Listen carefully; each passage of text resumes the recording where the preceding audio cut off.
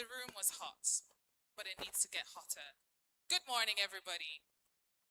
Good morning, everybody. You are warmly welcome to the Northeast Parenting Conference 2026. Let's give it a round of applause. Good morning, everyone. It is such a pleasure to be here. Such a pleasure to see so many different faces. So many of you choosing to spend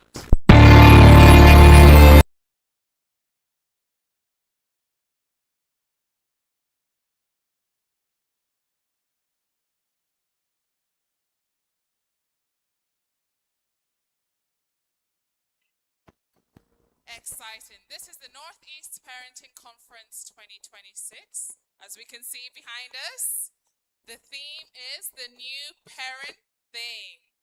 Now, nice play on the words to the convener. My name is Jane Rose, and I will be the host for today.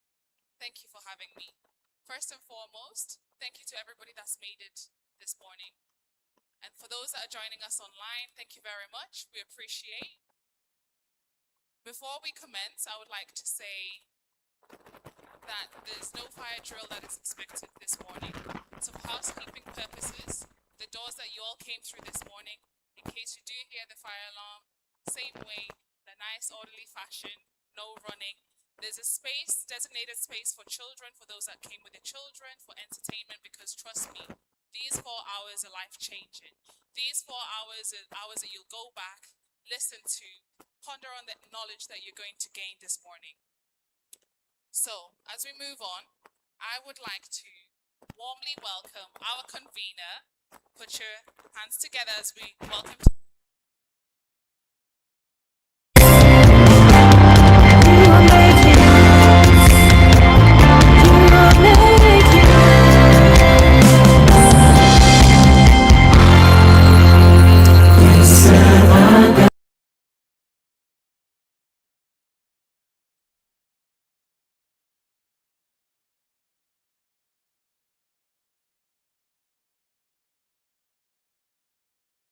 Massive.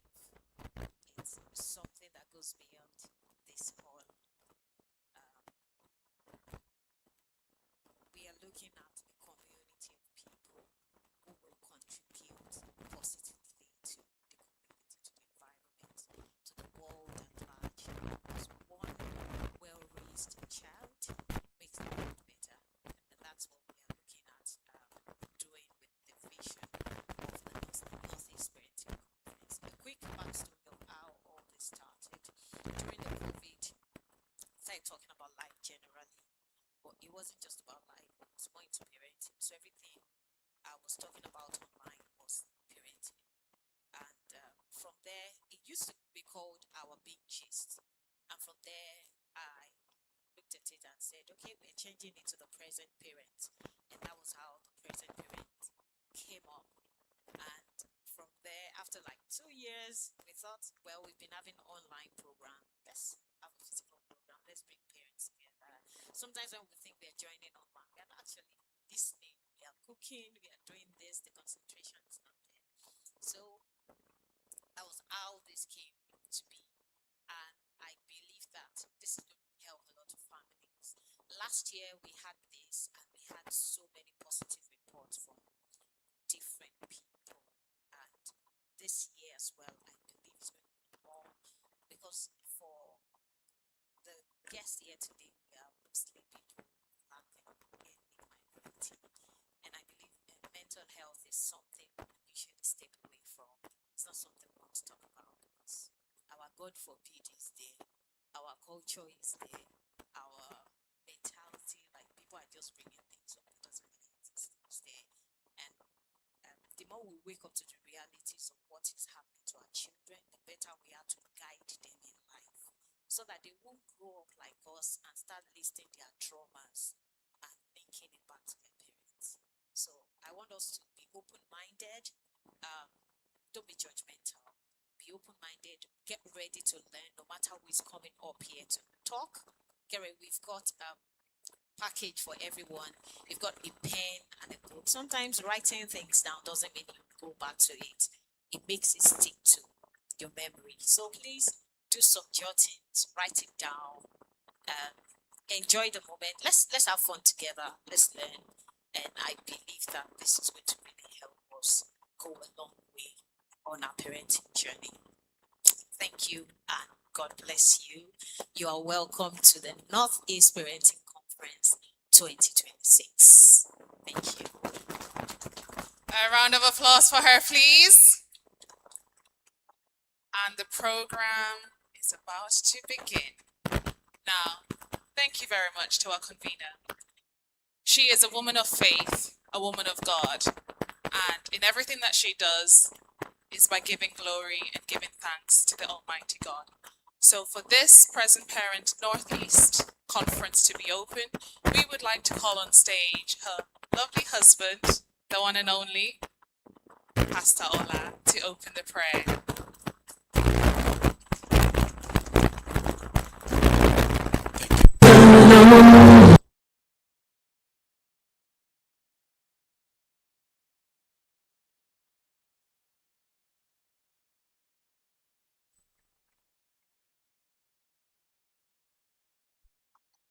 It is successful in the mighty name of Jesus. We appreciate you for all that you did last year. We thank you for as many people that you brought together to share and to listen. Lord, we commit this program into your hand this morning. That you take charge of it, take preeminence. Every conversation that will be going on here, you will be the head in the mighty name of Jesus. And everyone that will be listening to will stick to our memory. And only your name will be praised in our families, in our home, in our marriages, in the mighty name of Jesus. And we declare this program open in the name of God the Father, the Son, and the Holy Spirit. Amen. Praise God. Thank you very much. It is officially open. Now, it's called the present parent for a reason. So I would encourage you all to please pay attention. It's just a couple of hours for you of your time today. Let's be present. Physically, mentally, let's be aware, let's be alert for all that we're going to learn today. I would like to call onto the stage our first speaker of the day, Mr. Timilehin Adetoyi.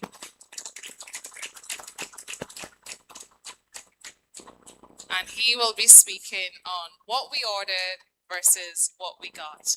Thank you. All right. My name is Timelaine Adetoyi. Expectations that we as the children had from our parents compared to the realities that we go through.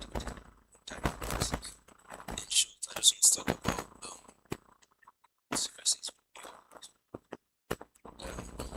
as over the past few days, I've been having like a personal reflection of how I've developed from a young child to my present state, and I've come to this most children eventually seek for freedom. As a teenager, I always sometimes found that my parents' protective nature was a bit too much, too stressful all the time. And on the other side, from that perspective, I was justified in the fear that and eventually damage my character. What we need to notice is that the perspective of protection and caring, and the perspective of trying to seek freedom from the child is only a natural part of growing up in every household. The main thing that we need to notice is that these are two perspectives driven by love, even if it might not be seen at that present moment.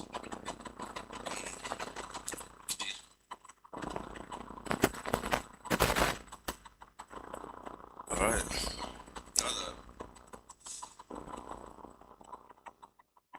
On the script.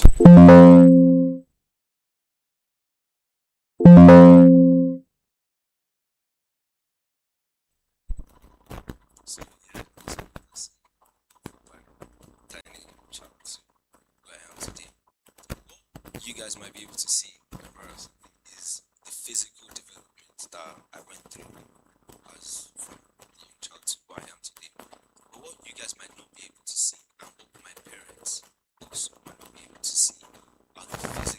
the mental, emotional, and personal maturity that I went through as a child.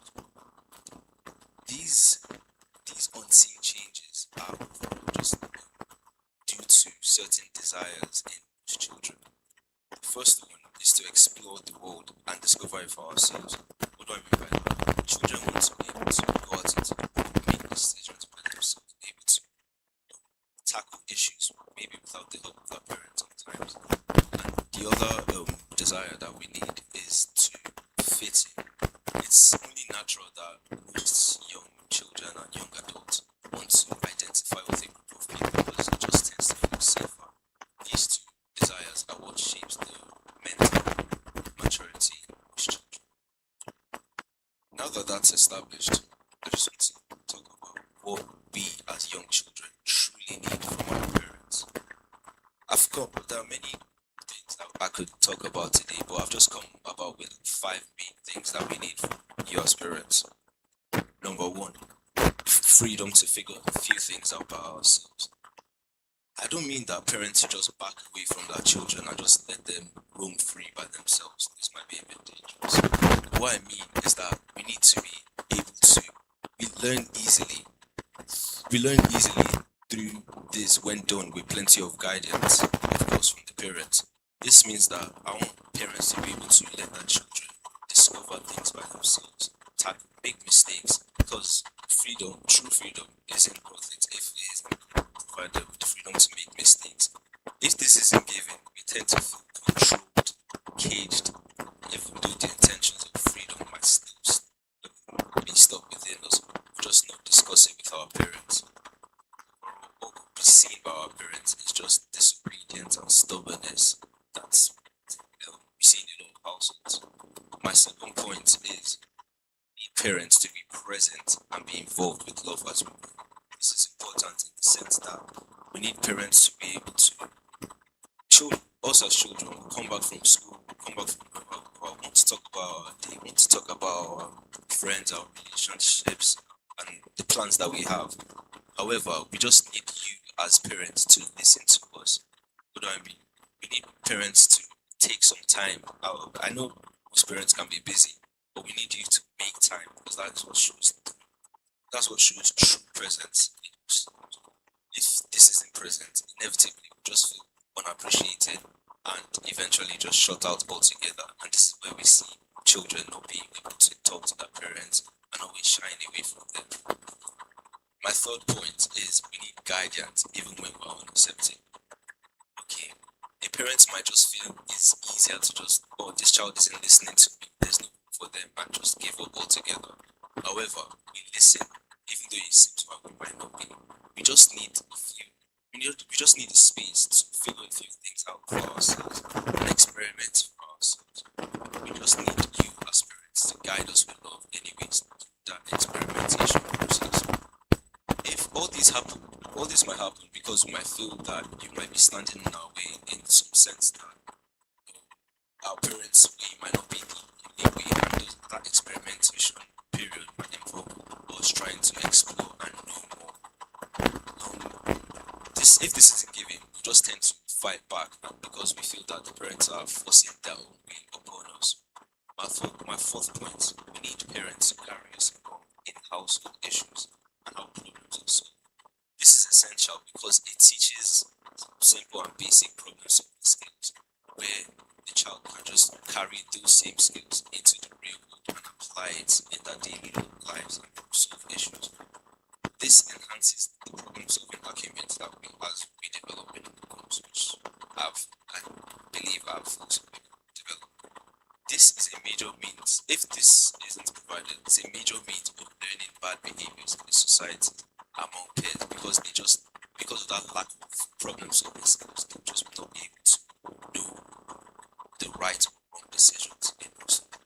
My last and most important point is we need an exemplary lifestyle to do us better. We need somebody to lessons tend to hit harder when we see our parents replicating those same lessons.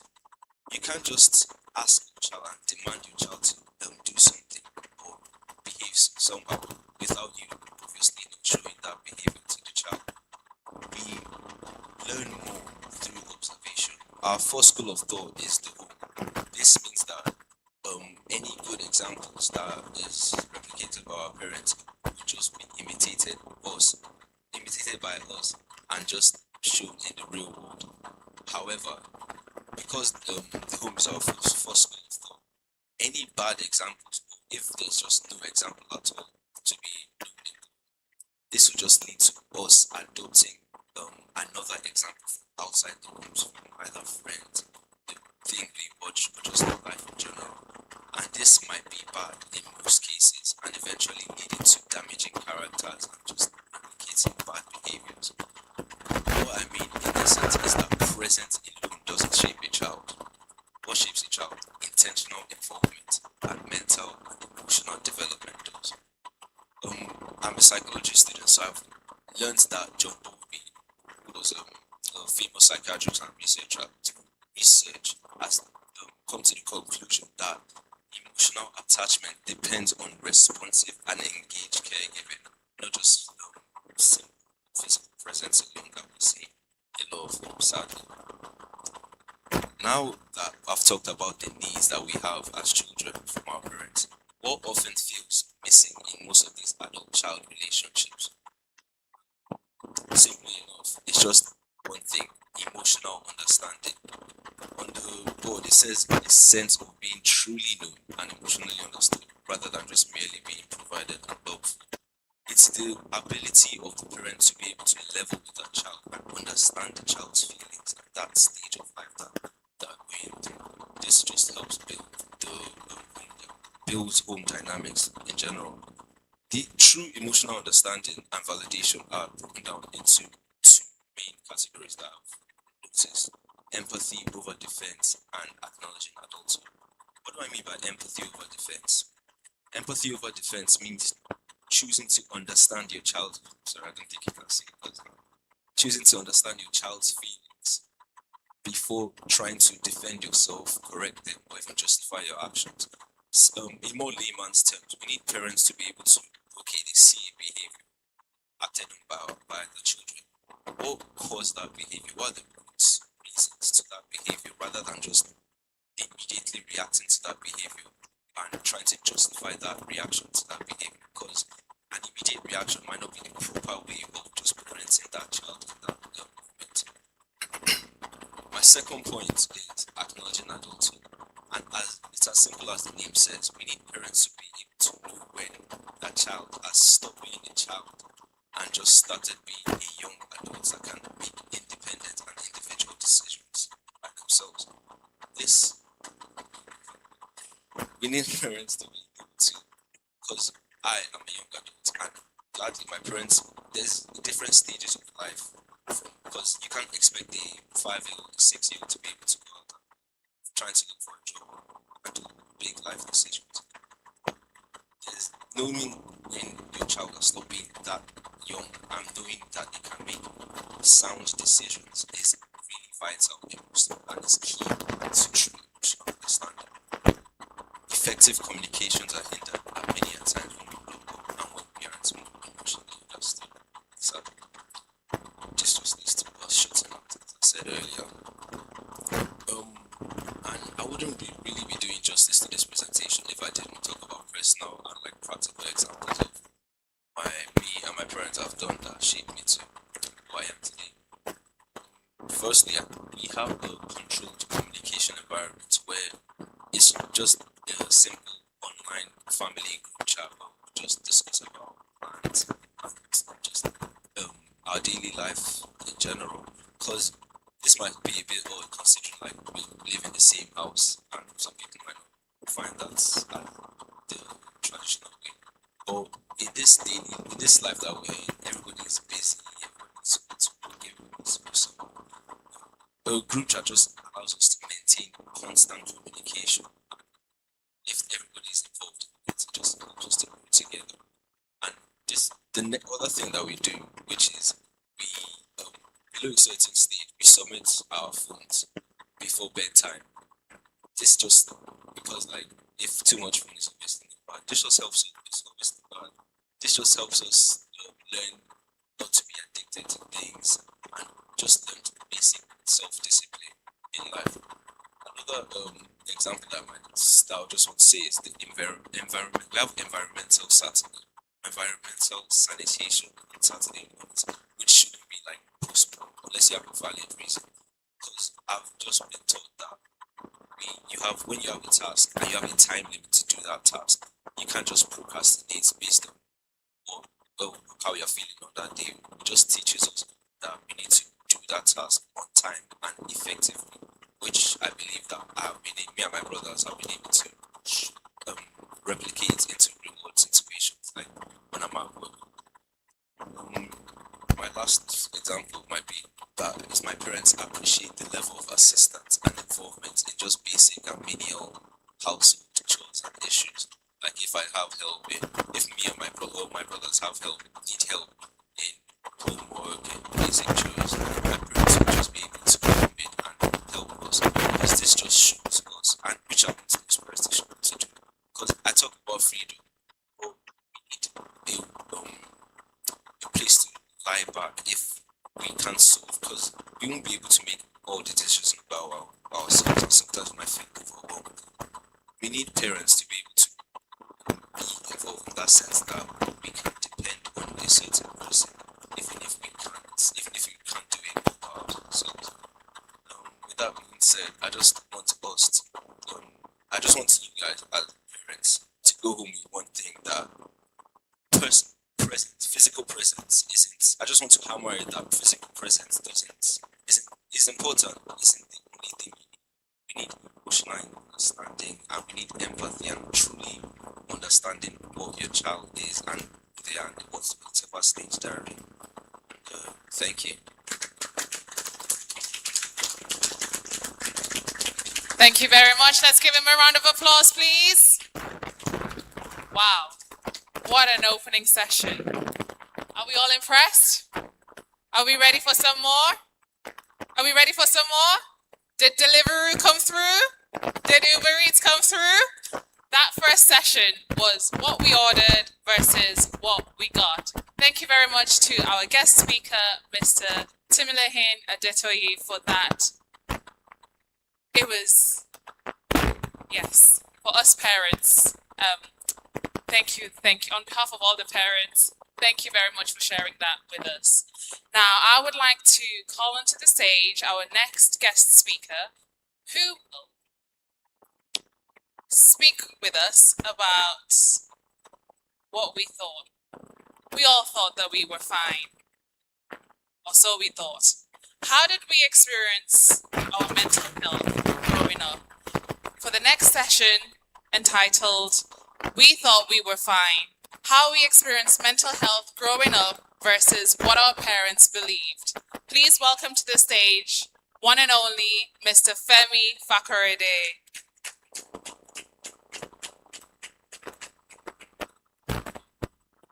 Good morning, everyone. All protocol duly observed. I remember when we do debates in those days. Good morning, panel of judges, accurate timekeeper. Please, I'll need a timekeeper. That being said, I want to thank everyone for coming. Thank you, every parent. I congratulate you all. And I salute you for your intentionality and the efforts you are exerting to be better parents. To be fair, it doesn't matter if your parents were the parents of the year in your community. I know what I mean by being parents of the year in our community. Some of us are parents, they are the go-to parents for other parents that are struggling. They will just come around and say, when parents are having meeting in those days, they will send with the children away. Just say, go, your parents are having visitors.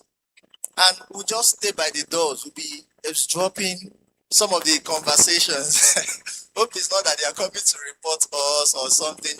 And sometimes you would hear some parents, genuinely, they'll be saying, I need to put the caveat out now because I'll be speaking from personal experience. So permit me to quote my mom. And when I'm quoting her, I would speak in Yoruba, but I would explain. Like Dr. Vivian, I would explain what I've just said. So some parents will come, and when we eavesdrop is dropping the conversation, we'll be hearing things like, "Ikami, Oromo Itisumi," like, "Please help me, I'm tired of this child." So some of our parents were good parents, and sincere apologies if your parents were not, and probably they were not there for you. You had a bad experience growing up. It simply doesn't matter, because nothing you have been through is a waste. No experience you've been through is a waste. Part of that experience is what has driven some of you here today to learn how to become better parents. So we say all things work together for good to them that love God. Praise God. Yeah, and I would like to say it doesn't matter what your experience is. Some of us had amazing experiences. In between, in the midst of that, we had traumas. In the midst of that, we experienced imperfections, and I mean genuine imperfections from our parents. They didn't mean to do it, but that was the best they could offer at that point. They were genuinely wrong. Like, like they didn't mean to, but they thought they were doing the best thing for us. And just to put like a little background, for the person standing before you, I'm the only boy, the first boy of 5 girls, right? So I grew up among girls, and I lived in a community where we're the only Yoruba like tribe in my church, a church of about 500 people. We were the only Yoruba, so I grew up among Igbos, and you know the priority they place in male child. They really prioritize having a male child. So after the first girl, second girl, third girl, fourth girl, my parents were elders in the church, deacon, deaconess, like the deaconess and the deacon. You could see the church members, they were really praying. Every Wednesday prayer meeting, they were praying for my parents. My mom would tell me a story of a man. He would kneel and he would be crawling. "God, give the Fakurede family a male son. Give them a male." He would be kneeling, and so you can imagine when I eventually came, the pressure was there on my parents. The societal pressure was there. Like, they needed to raise this child well. My mom would say, some people came to her and say, "Don't say because he's the only son, you will spoil him. You need to be strong." Another one will come and say, "You need to give him the best." And the pressure was so much on them because of the society. So I would start by, please, I need the slide, please. Okay.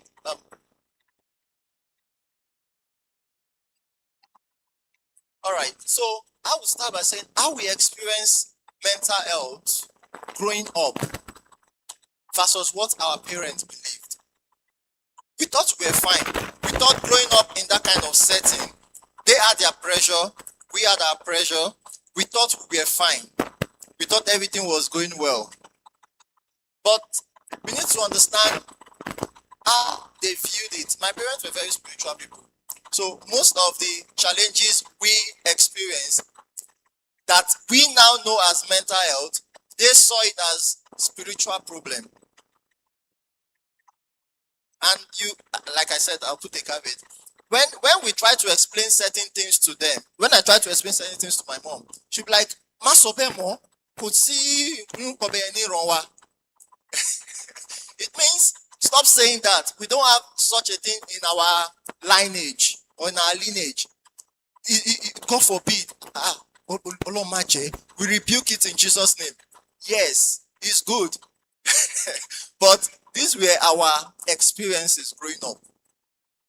So you start hearing them, "Oh, look, Jesus, go and plead the blood of Jesus." We are struggling, but you are telling us go and plead the blood of Jesus. Yes, that was the best solution they could offer at that point. They saw mental struggles as spiritual attacks, lack of prayer. Have you prayed today? Did you pray before going out? Like, these were their interpretation of the struggles we were going through. Every distress was addressed through spiritual counseling.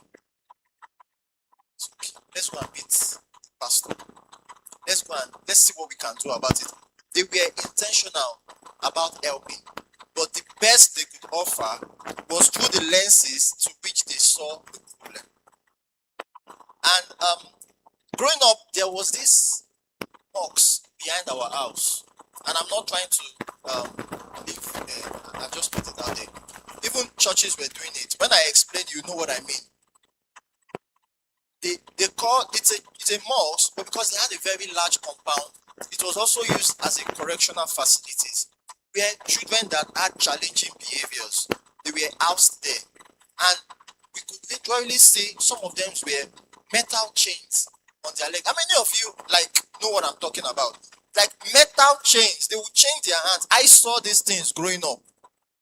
They would chain their hands together, they would pass food, they'll be walking together in chains. These were the things I saw growing up, because they saw every challenge from the spiritual perspective or maybe influence. They did not know some of these mental health issues could be chemical imbalance. They did not know some of these mental health issues could even be the location where they are living, the environment. Just the change of environment, and some of these things will not come up. But in our days now, in this generation, I call this a very lucky generation. We are a very fortunate generation because we are the bridge. There are some of the experiences our parents had that our children may never even imagine. There are some of the experiences our children are living now that our parents never thought of. But we are a very lucky generation. We could pick from here and we could see into the future. So we are a very fortunate generation. We are now in a situation whereby we understand the root cause of some of these illnesses. Not all are spiritual.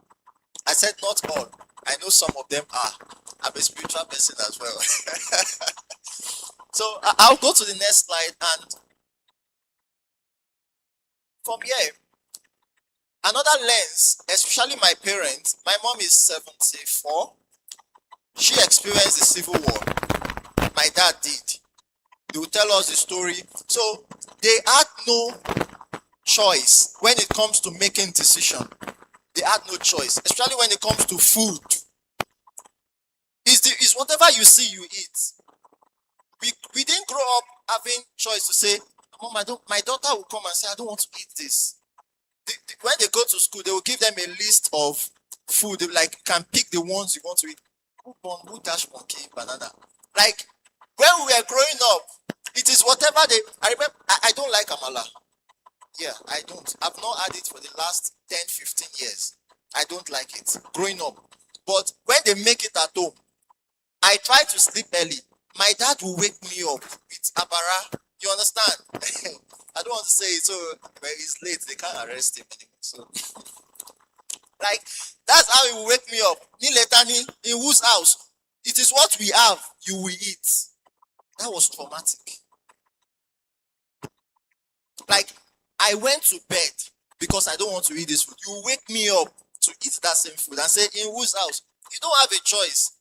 So when we talk about person-centered care, making choices, you are giving people care plan, and you're having MDT, family, friends, community. Everybody is trying to. We don't have what was MDT? Your parents are the alpha and the omega in your house. It is whatever they decide. You don't even have a say in it. So these were the lenses they used to raise us up. They had nothing like choice. They were not given the will to make choices growing up. So they believe it is whatever they tell us we must do, whether we like it or not. Another thing is the invisible weights that were around them, the pressure that they were growing up with. And you could see one of them I mentioned was growing up with high academic demands. Because of how I grew up, I was the only one fortunate in my family to attend private primary school and secondary school. It was not convenient for my parents. But because of the pressure that only son, our last child, everyone is looking how we are going to train this child. So they squeezed themselves to send me to secondary school, a private secondary school. To them, they were doing their best. But to me, it was not a good experience. And I'll tell you why. Because sometimes we'll be in the class and the headmaster will come with a list. If you know you've not paid your school fees, stand up. They will always call my name. You can imagine the shame, the stigma, the stereotyping. You understand? I mean, I was in secondary school, for God's sake. We already know. You understand? You have friends. You want to protect, but they will call your name, and 11, 12 will be walking on the road, going back home. And when we get home, my mom will be like, hey, let's pray about it. We'll pray. They will not pay that day. The next day, they'll wake me up, dress up, go to school. Don't worry, they won't chase you today. And we'll go. These were the things we imagine.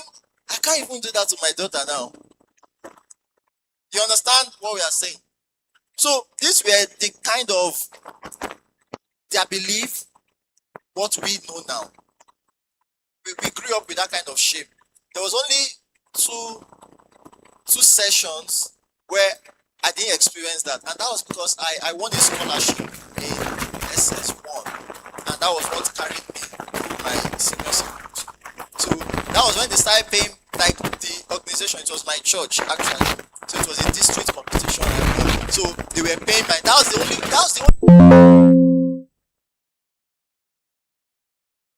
The headmaster comes into the class with a list. I knew I was going home. Let me continue. So, but growing up, we are fortunate because it became there was an evolution. Even in the United Kingdom, some of the things we experienced, they've experienced it before. So don't think they were alpha and omega. There were times some of their mentally disabled people were in chains. There were times they were locked in a room. So they evolved, and I think we can evolve as well. So I won't bore us with this, but I'll just say from the 1980s, it's called the modern era, where we have institutions, we have policies, we have bodies that have tried to implement this thing in a person-centered way. They put in so much effort to come to where they are now. Sadly, most of our parents don't know about this. So we still grew up with the old mentality of how to make things work. And I'll go on. I've listed some examples of mental health conditions and their root cause. Like I said, some of them are biological, some of them are psychological, there are environmental factors, cultural and spiritual. So when I was growing up, the ones my parents knew were the spiritual factors. And like I said, nothing we've been through is a waste. Everything we went through is for a reason. And I will give this particular example. When I was working, when I came to the UK, I was working in a mental health facility. I was posted to a ward, and on that ward that day, I was to man someone one-to-one. The person was in seclusion, and this guy was literally biting his skin off. He was biting, he was bleeding, he was biting his skin off. The doctors would say it was in one of those categories. I grew up knowing this was spiritual. I've done the training.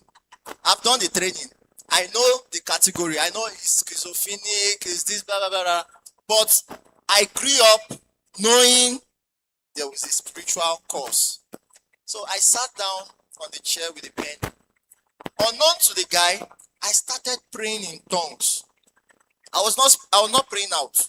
I was praying in tongues. And to my greatest surprise, obviously there are cameras there.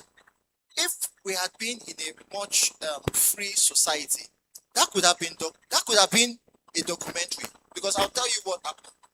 There are evidences. There was a camera there. I was praying in tongues. I was not speaking out.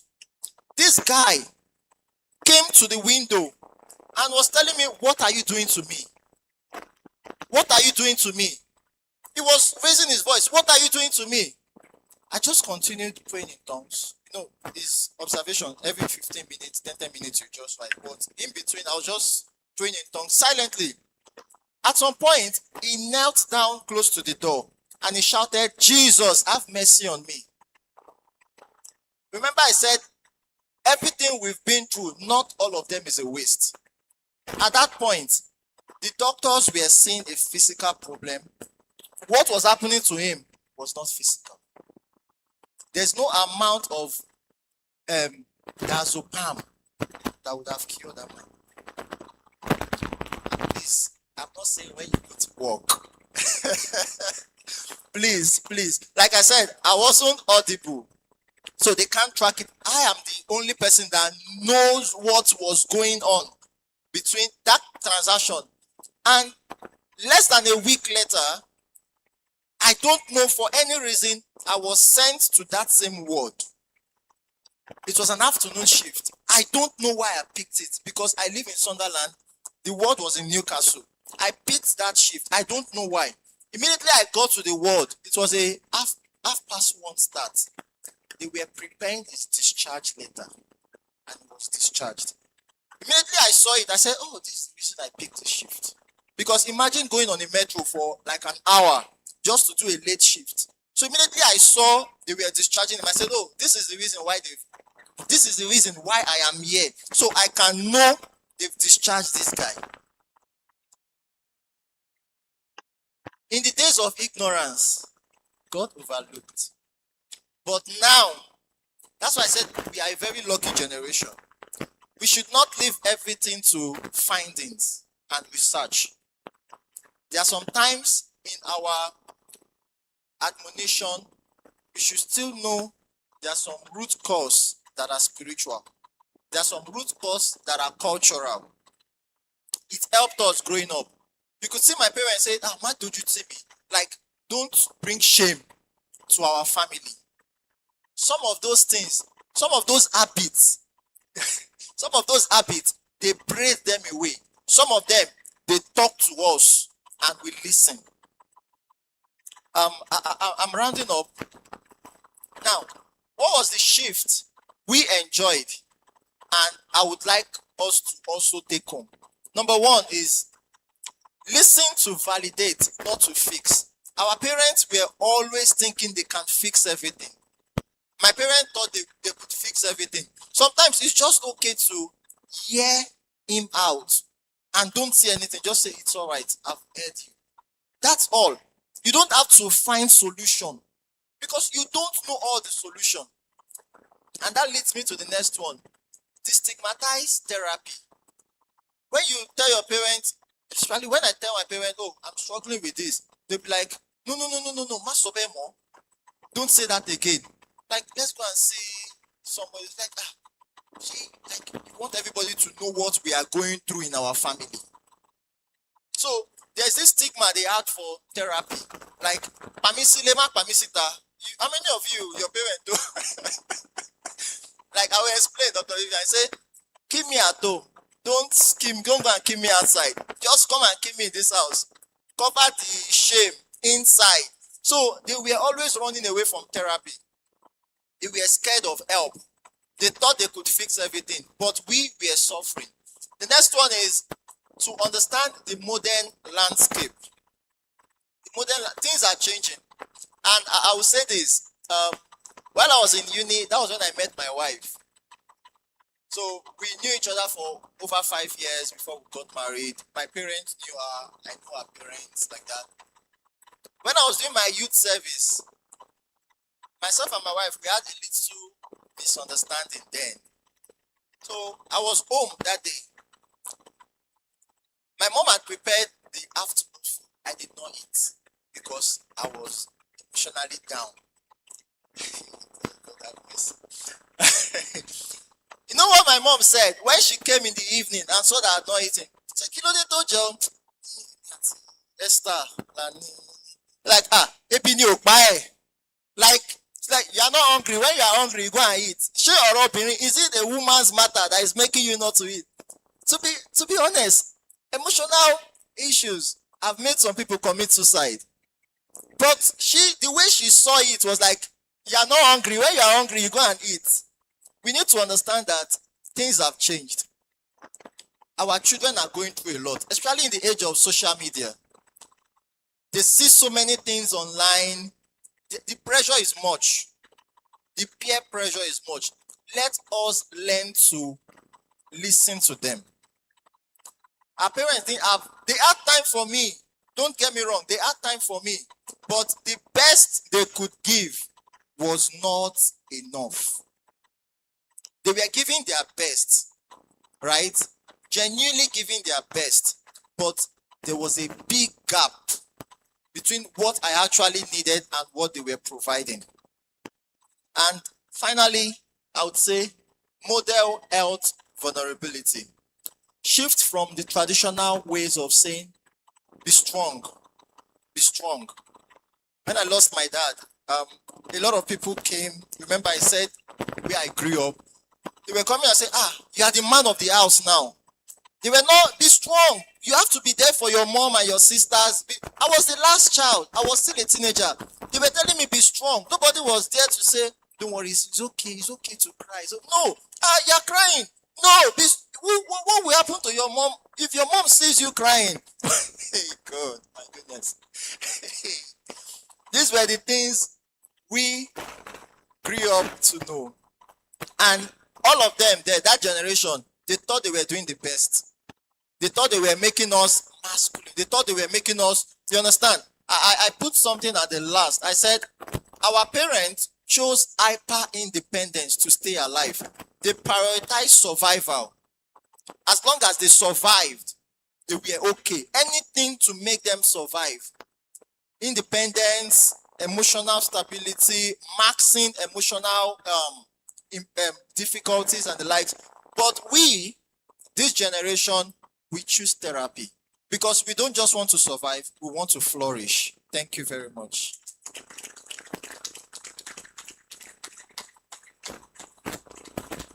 A round of applause, please. Make it louder, make it louder. Okay, wow, the temperature's getting hotter and hotter in this room. Can we all confirm that it is? Can we all confirm that it is? For the online guests, oh wow.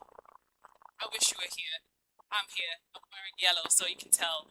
We're in sunny Sunderland. This is the Northeast Parenting Conference. That was such a wonderful session. Please, once more, a big round of applause for Mr. Femi Fakorede. I don't know about you, but I really thought that I was fine. After that, I don't know. A little bit about me. I'm a mom.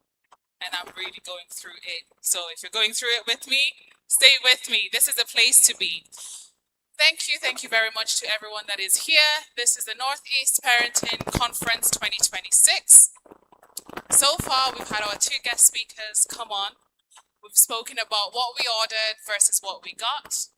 We've just been through what we thought that we were fine, how we experienced mental health, growing up versus what our parents believed. Now, we are going to have a quick icebreaker, quick little break, about 3 minutes or so. For anybody that needs to use the restroom, please do so. Now, we're not just here to mark registers or, mark attendance and show our faces. We're here to learn. Knowledge is power. We're here to learn, unlearn, and relearn. Those few moments that have been shared, there's a lot that has come in from the speakers. We do have exhibitors today.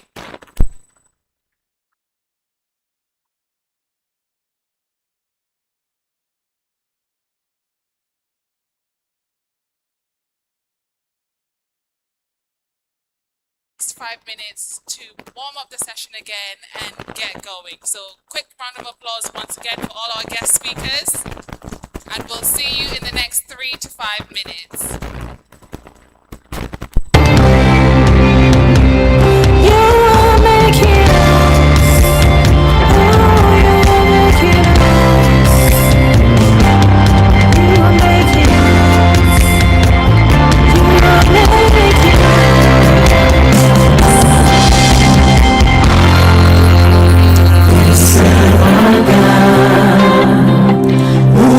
The lonely and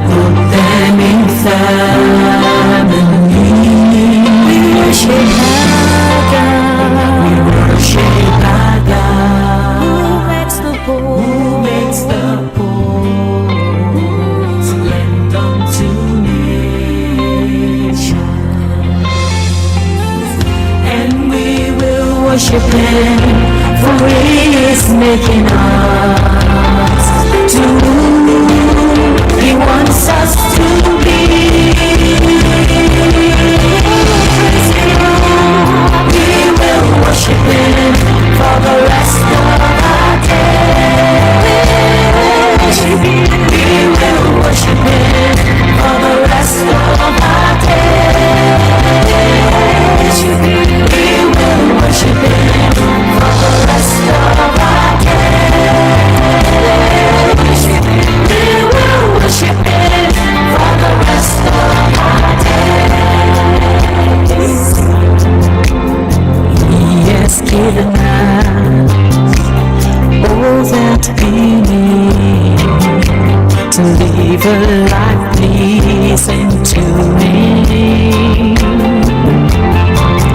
We will walk in this wisdom that He has poured out in making us who we are. And we will worship Him, for He is making us to who He wants us to be. Worship Him for the rest of our days, Lord. We will worship Him for the rest of our days. Worship Him, we will worship Him for the rest of our days. Worship Him, we will worship Him.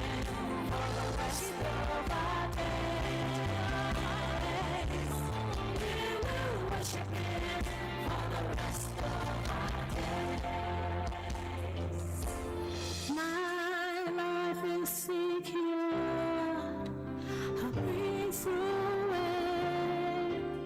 I move through it. I live in it. My life is secure. Breathe through it. Move through it. I live in it.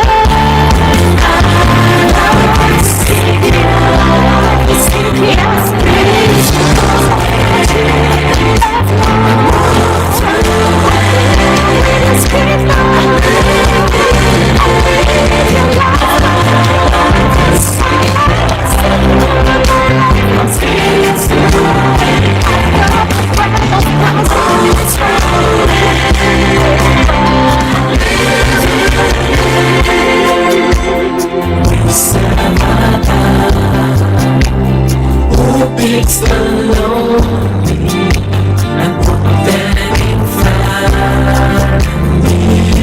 We worship our God. We worship our God. Who makes the whole split unto nation.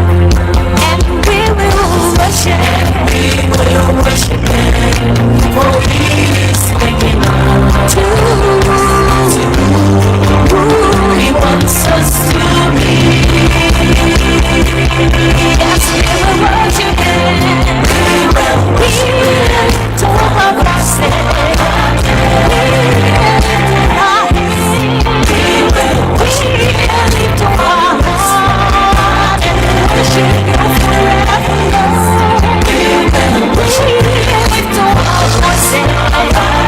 We will lift up our hands. We will worship You, worship You all day.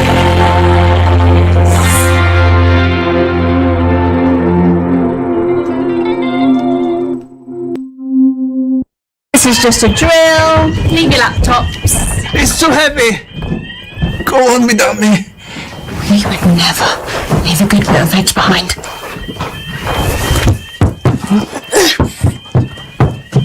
Oh, thanks, Colin. Gosh, mad about veg. Rachel, you came. Where's your... Oh, right. Sorry. It's fine. You doing okay? Yeah, I'm doing okay. Mom, you forgot to sign the form. Which form, baby? For the field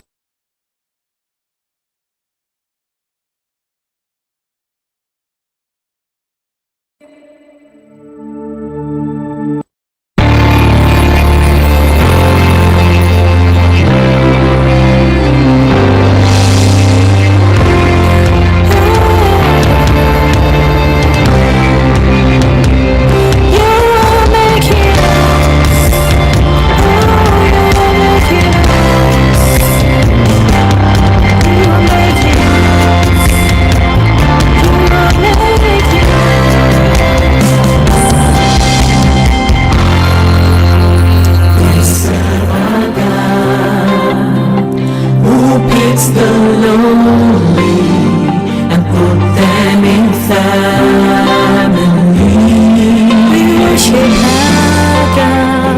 We worship our God. Who makes the poor? Who makes the poor to lend unto nature? And we will worship Him, for He is making us to whom He wants us to be. We will worship Him for the rest of our days. We will worship Him for the rest of our days. We will worship Him for the rest of our days. We will worship Him for the rest of our days. He has given us all that we need to live a life pleasing to Him. We will walk in this wisdom that He has poured out in making us who we are. And we will worship Him, for He is making us to who He wants us to be. Worship Him for the rest of our days, Lord. We will.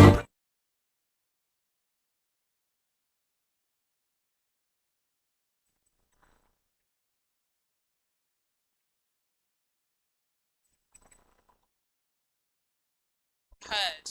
We've received. And now we're going into the next bit.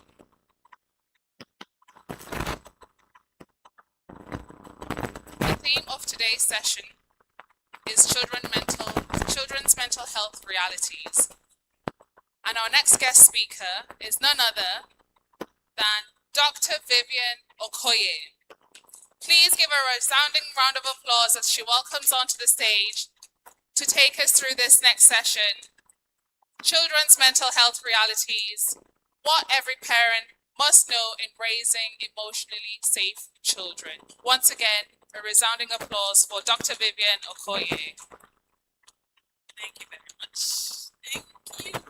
Good afternoon, everyone. I'm standing on the existing protocol. Thank you for having me. This will be my second time at the Northeast Parenting Conference. So blessed to be here. Thank you for the amazing to everyone who has contributed to the success of this. Thank you. Well done. My God, see me. The first two speakers, you people have made my. I was just telling Sister Banky, I said, well, I should just stand up because you have done an amazing job and you have made my job so much easier. And can I just slide? And this morning, I was given only 30 minutes to talk about children's mental health. That's a very tough task because there's a lot to talk about. So this morning, I'm tasked to have a conversation with us around what every parent must know about raising emotionally safe children. And I'm sure that a lot of us are very curious for this conversation. And I'm speaking about mental health, children's mental health. Yes, I'm not going to bore you with clinical jargon, so I'm not going to be speaking from a clinical perspective. I'm going to speak around what you need to see and know every day the conversations you need to have and what you need to look out for, and what are the indicators that you need to see your children to know that they're struggling. I'm not going to speak about mental health as an illness. I will speak about it as health. Just like we have physical health, right? Your physical health is your physical health. Then there's physical illness. It's the same thing with mental health. There is mental health. Understanding the concept of mental health, right? So we're all parents and we have amazing desires that we want for our children. We want our children to succeed, we want them to have amazing careers, we want them to know God, we want them to make us proud. These are all wonderful, but at the backdrop of every individual, at the backdrop of every success achieved, is the person's ability to believe that they are worthy of God, the person's capacity to think that they can or they can achieve those things. So you can give your child everything. You can push your child to be successful. You can give your child the best education, push them into the best career. But if within in themselves there is huge self-doubt, there is no emotional safety, they don't believe that they can, all those things that you have done is wasted. I say it that when it comes to parenting and when we talk about success in parenting, that the metrics for success in parenting is not the best clothes. I mean, we heard about how our parents parented from survival, they provided us food, housing and all of that. The success in parenting is not, the metrics is not the best clothes, the best education. It is how the person feels in themselves and how aligned they are to who they have been created to be. Because everything that your child is going to do in future, everything that God is going to inspire them to do, is dependent on that level of confidence, that level of self-trust, that ability to trust themselves and believe in themselves. And that is that safety, that emotional safety that we want to build for them from how we parent them, how we raise them, how we interact with them, and the safety that we create around our home. So yes, those ambitions are good, those conversations are good.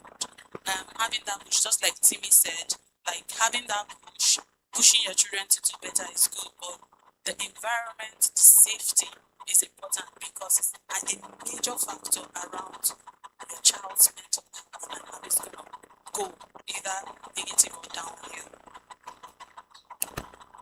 Right. Like speaking the science. Fun fact about me. So yes, like I said, children need more than food, education, discipline. They need emotional safety, and one of the strongest predictors of lifelong mental health and success is that emotional safety.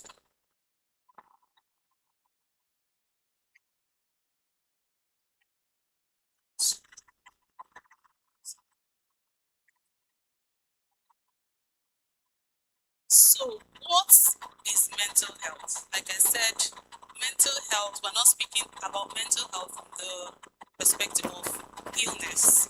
We're talking about what mental health really is, right? Mental health is not madness, it's not schizophrenia, it's not anxiety, depression, and all of that. Those are mental illness. That is when you have moved from a healthy mind. So in layman language, mental health just means that your mind is healthy. We are three-dimensional as human beings. We have the mind, we have the spirit, and we have the body. And as a parent, we are supposed to cater for each side of that in our children. We cater for their physical needs, we cater for their mental needs, and we also cater for their spiritual needs. So mental health simply means that the mind is healthy, and the indicators of a stable mental health is shown by how we think. So as a parent, you're thinking, am I raising a child who knows how to think, right? The speakers prior to us have, said a lot about that. Prior to me have said a lot about that, allowing your children to think, allowing them to have a sense of autonomy, not being overly controlling. Because when we do that, It might look like a very amazing thing to do, but when we do that, we're telling our children that they're not capable. A child wants to do. A child is curious. A young person is curious, trying to solve problem by themselves. But you jump in and you solve the problem for them. You have stolen that power from them. You have stolen that opportunity for them to know that they have capacity to do something, and we're robbing them of something. It also means how we feel. There will be challenges in life. How do you express? How do you show emotion? How we cope with stress? How do we cope with stress? How do we connect with people? So these are the things that we look at that might show us, okay, there's something up. If you see a child who is struggling to connect, there is the introverts and there are children who are left to themselves. But an indicator that there is something off your child's mental health is that you see a child who would usually connect suddenly becomes withdrawn, right? That is an indicator that there is a decline in their mental health. So how we connect and how we manage stress. Every child has mental health just like every child has physical health. So these are the things that show. When you think, or anytime you hear about mental health, you're thinking, how is this person thinking, right? Is my child thinking right? Are they thinking well? How is their sense of judgment? Are they building that capacity to think, to make choices, to make decisions? How do they express emotions? How do they handle stress? Right, when adversity comes or when things don't go their way, and this even from as little as 2 years old, when your children are throwing tantrums, when they're trying to fix a Lego and then it doesn't go their way and they scatter everything, that is an opportunity to build their capacity, because at that level, that is the stress that they're facing. So you start to build that emotional safety to say, okay, I see you're struggling. Now let's sit down and build this block by block. In that moment, it looks like an ordinary thing to do, but you're teaching that child how to cope with stress, because they're going to grow into life, and stress will continue to happen. Stress will not disappear, but your capacity to handle stress is what keeps you from breaking down into a mental health struggle. So it is a muscle that we want to start building for our children from early. And there's a balance to it where it's also not an issue of pushing. There's a balance in the sense that we want to build that resilience, but build it in an emotionally safe way. Not that when we see a child struggling, we're saying, oh, you can do it, just do it. We need to acknowledge that there is a struggle, and then we need to create an emotionally safe space for learning to happen. Because in moments of stress, your brain doesn't function. In moments of stress, your brain doesn't take information. So anything you're teaching your child when they are crying, when they are overwhelmed, is flying over their head. So that's why you will talk today, they do it again tomorrow. Because learning has not happened. Because we have not provided an emotionally safe space for learning to happen. For learning to happen, the brain needs to calm down, and then we teach, and then that information can be absorbed. So you see that instance where you're shouting, the child is crying, you're shouting, keep quiet, shut. Nothing is happening. You just wasted your energy. And that child in that moment is no longer thinking about what you're trying to teach them. They're now thinking about how you're not even considering that they are in pain or that they're going through a struggle. So really, really important. Emotional coaching is a major factor that would help our children build a very, very emotional, healthy and sense of self, and to help them manage their mental health. And, you know, it's a capacity that it's something that we cannot give if we don't have. So again, it's still, while I'm talking about the mental health of children, it still points us back to our own mental health. Because you cannot provide a safety that you do not have. You cannot give what you don't have. And considering where many of us are coming from and the kind of parenting that we have received, there is a lot of healing that needs to happen before even we step into that space. I tell people in my sessions and I say that healing is a prerequisite for marriage and for parenting, because if we haven't taken the time to build our own mental health and our own emotional safety, we cannot provide that for our children. We end up passing down the same things that we do to pass down. We may not pass it down exactly the way that our parents passed it down, but in a more modern way. So, for example, we're all in the UK, we're all forced not to spank, not to, and it feels like many of us are, we are adapted to that for the fear of social services. But we're passing down some other things that can also be as injury, as traumatic, and as wounding as spanking, like the words that we use. I don't know if anybody is like, my parents didn't spank me, but if my dad said things to you would think about your life for like 2 weeks. So it was good that sometimes I felt like just spank me, let it end, than saying those things, right? So we can pride ourselves in the fact that we're no spanking parents, we're not hitting our kids, we don't hit them. But you also want to think about the interactions that you have with your children and the atmosphere that you have created around your home. Is it really, really emotionally safe? Are your children really, really confident in that space to be themselves with you?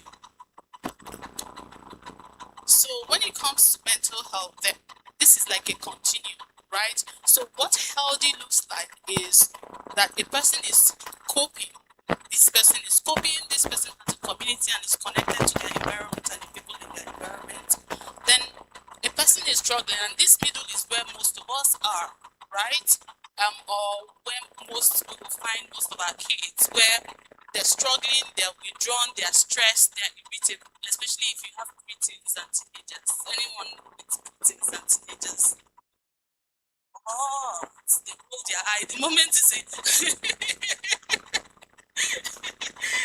I have one in my house, so just the conversation is like a big deal, right? So they're really, really irritable at that, and there are reasons for that, and we'll get to that. And then you get to where you actually have like mental illness, where you're now saying this person has broken down, the mental health has broken down, and it has tilted into where depression, anxiety, bipolar, and all of the works, right? And every day of life, our mental health is tilting, dwindling, depending on what your experience is. So there are days where your mental health is downhill because of the stress you face, because of news you've gotten, because of what you're facing at work. It's the same thing with your children. So they might be all happy, healthy, when school is less stressful, and then during the exam time, they're anxious, they're irritable, they're overwhelmed, when they're going through life changes or transitions, So you need to pay attention to all of those signals, or to what the things that are happening in your child's life, to know how this can be impacting them at this moment, and then that would inform your decision and how you show up to them. And even in your environment and with your children, different children need you in different ways. Different children, there are children that things get to easily or easier than the others. But this doesn't also mean, I had a conversation with a client recently, and she has 2 children, and one is the one who is very compliant. So whenever she comes, she's speaking about the one who gives her challenges. And when I ask about the other one, she will say things like, oh, she's all right, she'll get along. And I'm like, you're actually ignoring that child. And you have taught her that she would always get along. And what that means is that because there is a child who is challenging, and because that person takes the spotlight, the other child will shrink themselves. This happens a lot with families where there is a special need child. If you're here and you have a child with special need, autism, and all of that, because that child needs extra care, what happens is that the siblings, and this is an act of kindness, the siblings will step back because they don't want to burden mommy and daddy because our sibling needs their help. But then what that means is that they themselves are at risk. So while it might be a very challenging situation, find time to check in. And checking in with your child's mental health doesn't really take much. And by the end of this conversation, I'll give us an action plan. So every day, your child, with their behavior, with their communication, with all of those tantrums, every day of their life, they're asking what one simple question: is it safe to be myself here?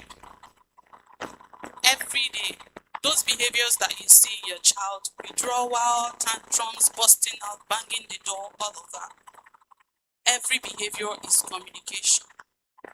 And as parents, it's our responsibility to get to the root of that. And I know that sometimes those behaviors trigger the trauma that we ourselves have. So if your child talks back or walks away, it will trigger something in you. And you want to raise hands. Like, how dare you? I didn't do that to my father. I didn't do that to my mother. But I say that if you make a mindset shift to understand that every behavior is communication, and your goal is to find that behavior, find the root cause of that behavior, deal with it, and build capacity. For everything your child is doing, is telling you something. Is there a gap in skill? Is there a gap in understanding? Is there something that they know or don't know? Is there a skill that they need to build to be able to do the things they're supposed to do? So think about it that every time your child does something, that it is communication, and your task is to be curious instead of to be judgmental. Just to be curious, right? So your child is asking, can I make mistakes? Can I fail without losing your love? Can I tell you the truth? Can I disappoint you without losing my place? If your child can do that comfortably in your presence, can I see your hand? Your child can make mistakes. They are confident that they can make mistakes without your judgment. That's good. I see a few hands. I wish I had more hands. And this is really important because that is a major pointer to a person's self-worth. If we are telling them that it's not okay to make mistakes, so every time they make mistakes, they judge themselves harshly, very harshly. When your child does something bad, they already know that they have done something bad. You need to understand that. So it's just like beating a man that is already on the floor. When your child has done something bad, they know that they have done something bad. They know that they have disappointed you. And every child, like, it is the will or desire of every child that they don't disappoint their parents. So when they have done that, they are already beating themselves up. There's a time I had a conversation with my I can't remember what my daughter did, and I did, speak to her about it, and then she was frowning and, angry, and I kind of like got upset, like, you did something wrong, and I tried to correct you, and you're frowning, you're having attitude around it. And then she said something that struck me, and she said, I'm not angry because you corrected me, I'm angry at myself for not being able to do what I'm supposed to do. And I tell you, right, in this year alone, I've assessed more than 100 young people, and this is a recurrent thing. A lot of children beat themselves up for disappointing the people that they love. So when you then come into that space and remind them over and over and over and over again, it's just like beating them down. So when a child makes mistakes, yes, we want to correct them, but we want to correct them in a way that feels safe, that the next time they make mistakes, that they can come to us, right? It's better that my child knows that when I make mistake, my mom will be angry, but anyway, I know that I can get help, than to totally hide it from you. Then you're predisposing them for more danger and for them to go out there and do their thing, right? So let's bring it down to where we're coming from and now where we are raising our children, right? In our culture, the rules were different. The rules were different.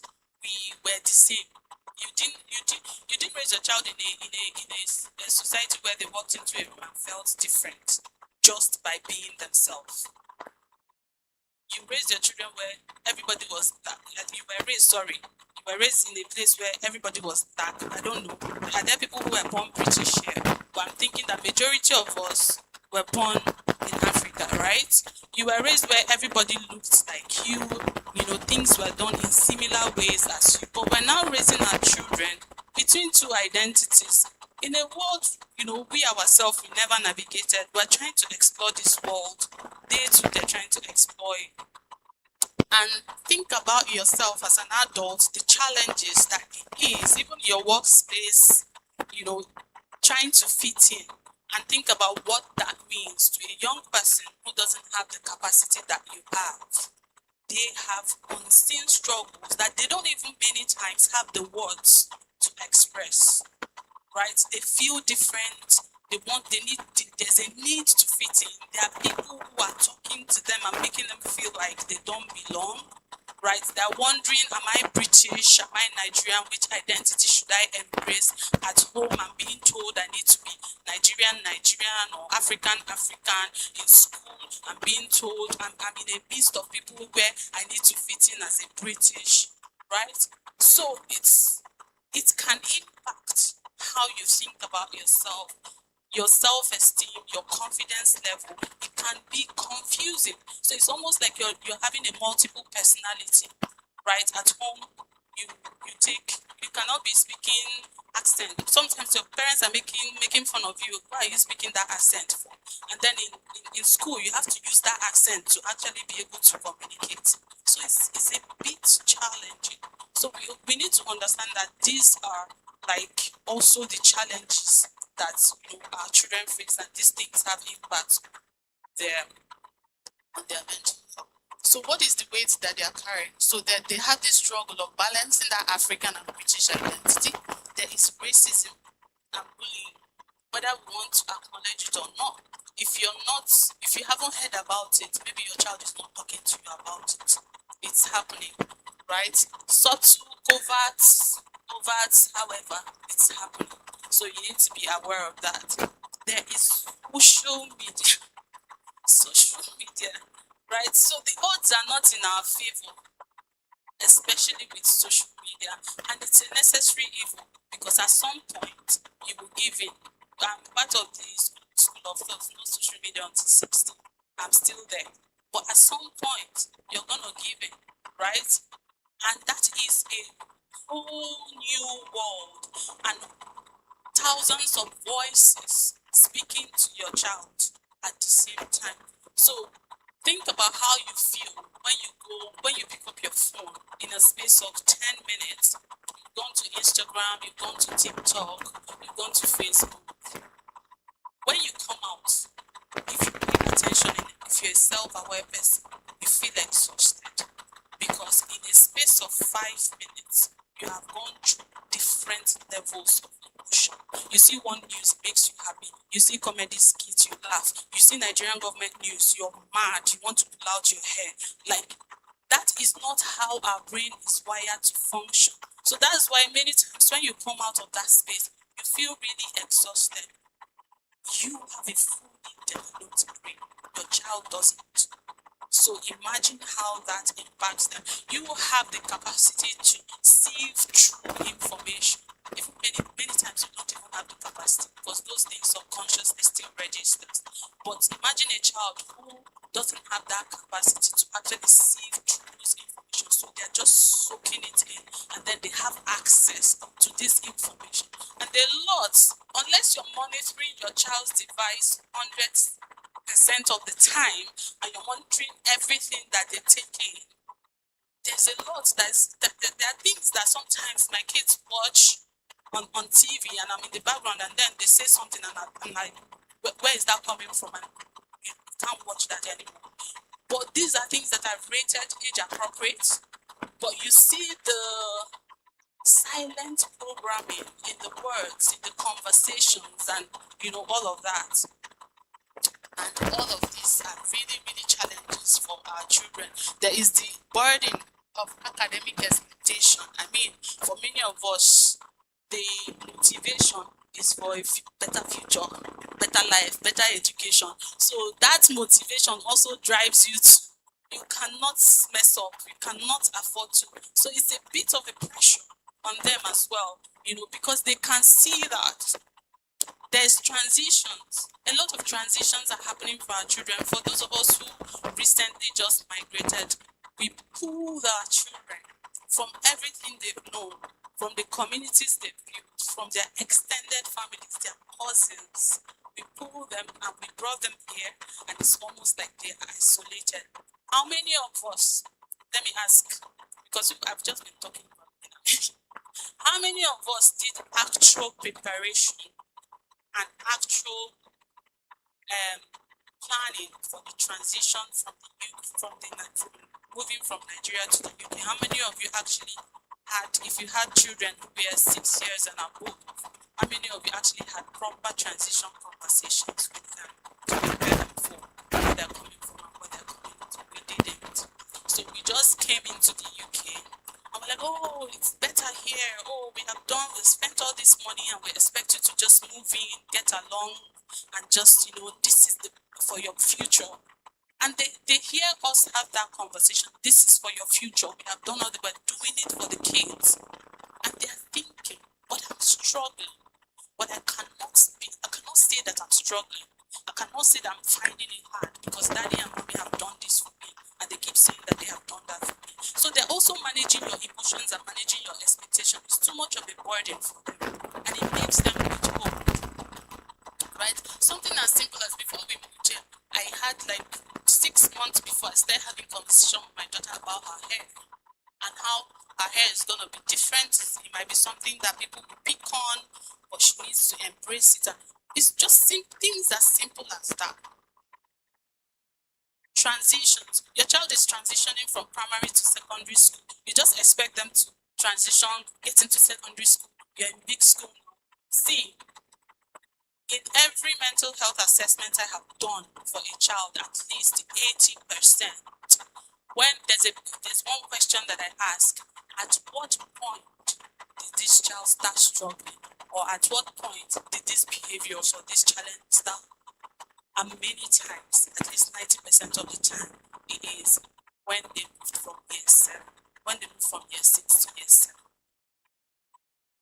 Meaning 90% of the time, it's when they move from year 6 to year 7, because that transition was properly managed. Whenever a child is having a big shift from childhood to teenagehood, from small school to big school, from moving houses, from a neighborhood to a different, as far as you're pulling a child out from something that is familiar to something that is unfamiliar, that is a preparation that needs to happen, because there's a lot of uncertainties, there's a lot of fear, there's a lot of I don't knows. And if you don't give them that foundation and that footholding, you have set them up to struggle, because then it's almost like, am I here, am I there? Whatever happens, they are managing themselves by themselves, which is not right. Right? So carrying the family sacrifices and all of that. For many of us, we're also parenting from a place of fear, right? You hear things like, oh, these people are telling us not to beat our children. They want our children to turn like this. They want us to spoil our children. They're not allowing us. When you have that mentality, if it is a mindset, there is a very high chance that you're going to be overreactive to your child's behavior. Because everything that your child does, it sends an alarm to you. Oh, it's about to spoil. Oh, I cannot afford for you to become like their children, right? Whether you are in the UK or you are in Africa, there are good children, there are bad children. But let's not go into that. Yes, we want to transfer the value of respect, responsibility, faith, hard work, and all of that. But you need to think about the how, the method. Values do not change. And, you know, many times I say for everything you want to teach your child, it should be anchored in your value. And what this means is that that value self, you should know it. and you should communicate it. Parenting is like marketing. If a salesman comes here now and I want to sell this thing to you, I need to tell you why this is important, why you need it. And the moment I convince you, you put hand in your pocket and you give me. It's the same thing with our children. If I want to say you need to be respectful, I have to find a way to convince that child that you need to be respectful. It's not by fighting, it's not by shouting, it's not by beating. Right? I need to find a way to convince that child. And the moment you are able to market that value to your child and they buy it, there's no Jupiter on hell that can make them turn around. But the problem is we're not properly communicating. We're parenting from a place of fear and we are reactionary to the things that we're seeing. And that reaction puts us into a combative situation and interaction with our children, and which further creates a toxic space in our homes that is not emotionally safe for our children to thrive mentally. So you need to think about your values, you need to articulate them, you need to communicate them, and then you need to also pay attention to the environment that you're now in and then find ways to teach those values. The way that respect will be taught to a child growing up in Africa is different from the way that it will be taught to, because it will come natural.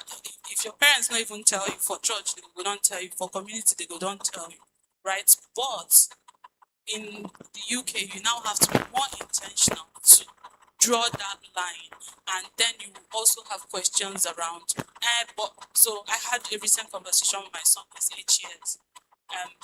He greeted somebody and he said hi. I'm like, no, you say good morning, sir. Don't say hi. That's not how we greet. So you will have those conversations around, but that's how my friends greet, which is not a lie. And there's nothing wrong with greeting somebody as hi. There's actually nothing wrong with it in the real sense of it. But then that's where values come in. And I'm like, what is your son?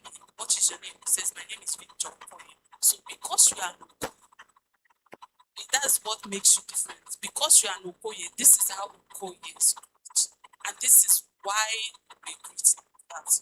And once you're able to break it down, it doesn't become combative. It doesn't become like my mother is against me, my mom doesn't understand me, why is my mom old fashioned and all of that. It all comes down to the emotional safety we create around the conversation, the spaces, and the interactions that we have with our children. So emotional safety is not permissive parenting. Unlike what many people think when we're saying listen to your children, accommodate them. We're not saying allow everything. We're just saying even as you teach, teaching in a way that doesn't destroy their sense of self, their confidence in themselves, and their ability to think that have, a voice, right? Because if you steal their voice by the way you're parenting them, then you have stolen something that they would also use in the world when they go out into the world. So these are everybody that has spoken here has kind of like also mentioned some of these things here, right? So what are the things that put our children at risk when it comes to their mental health? Emotional invalidation, right? When we invalidate how our young people feel, it puts them at risk because they think that they're not seen, they think that they're not understood. And if a child thinks that in a space that is supposed to be the safest space for them in the whole world, that they're not seen and they're not accommodated, what then happens? They start looking for where they will feel accommodated, where they will feel understood, where they will be seen. And that's how you see peers, now encouraging them to do this, to do that, to go against you. And some children as internally becoming rebellious just to get at you, right? Fear-based parenting. When your child is afraid of you, they would be obedient, most likely.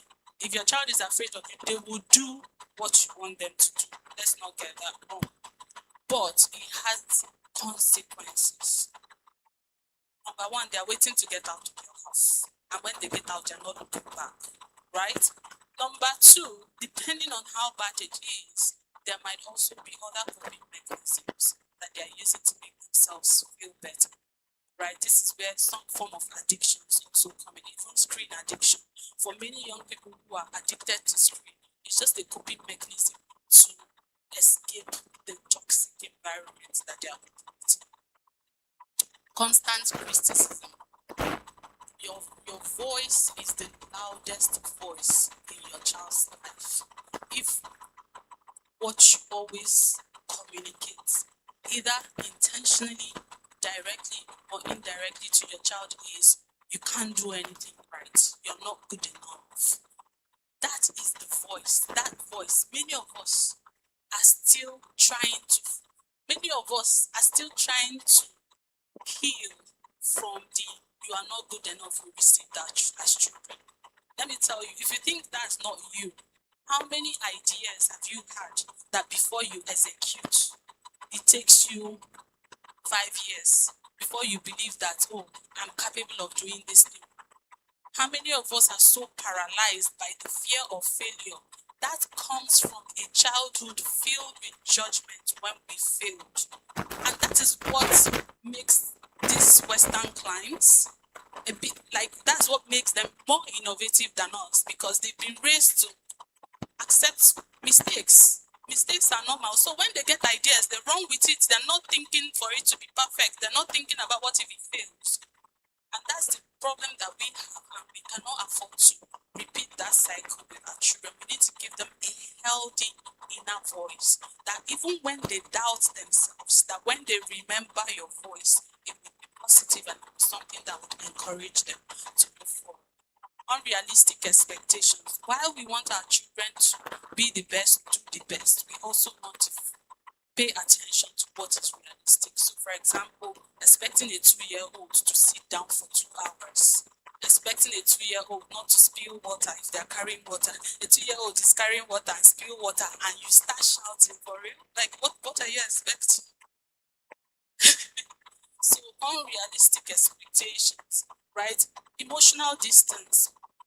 Migration comes with a lot of challenges, where many times when we have come here, we are on survival, we want to, make ends meet and do all of that, and it can come with emotional exhaustion. And when emotional exhaustion sets in, we become emotionally distant. That's where you go to work and then you come back and your child wants to jump on you and you're like, that is rejection.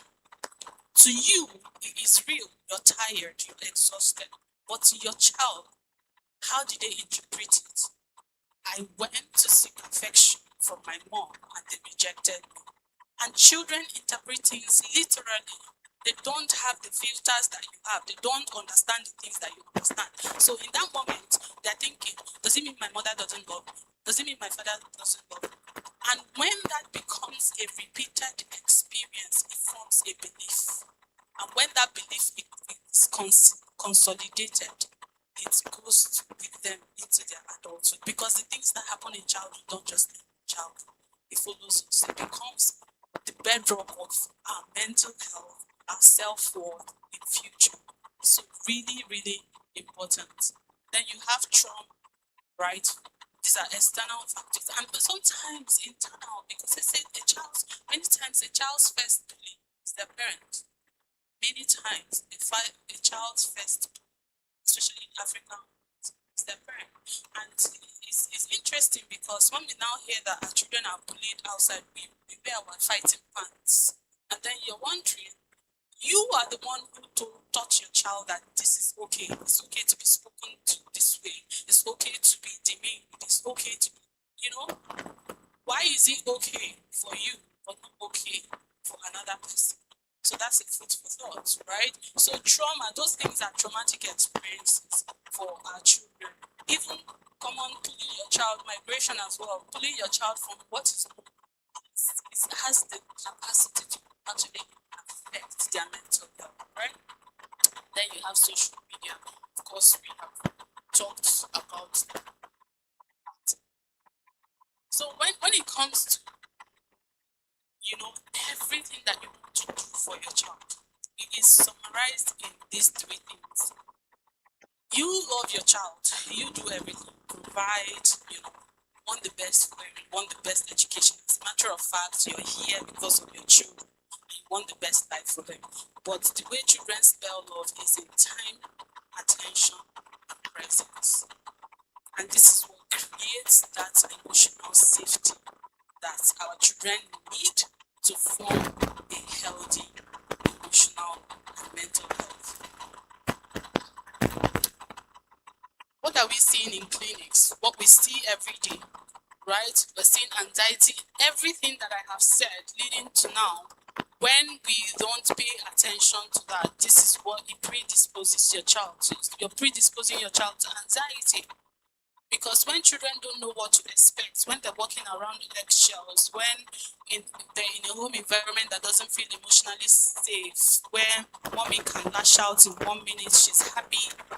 I had a young person that I was speaking to. She said, I don't understand. Like, my mom is always angry. But when her friends call her from Nigeria, she'll start laughing and start speaking Yoruba and she's happy. Does it mean that we don't make her happy? And it's other people that make her happy. So this is how, they are literal in the way that they think, right? So if their presence and the home atmosphere feels toxic for them, they become anxious around that environment. Low self-esteem. Another big one that is happening a lot now is school refusal. And this can be as a result of a lot of things. Initially, I used to think it is like a behavioral problem or peer pressure. Maybe they've met peers that have told them that you don't really need school and all of that. But there is something called emotional based school absence now. And it's a mental health challenge as well.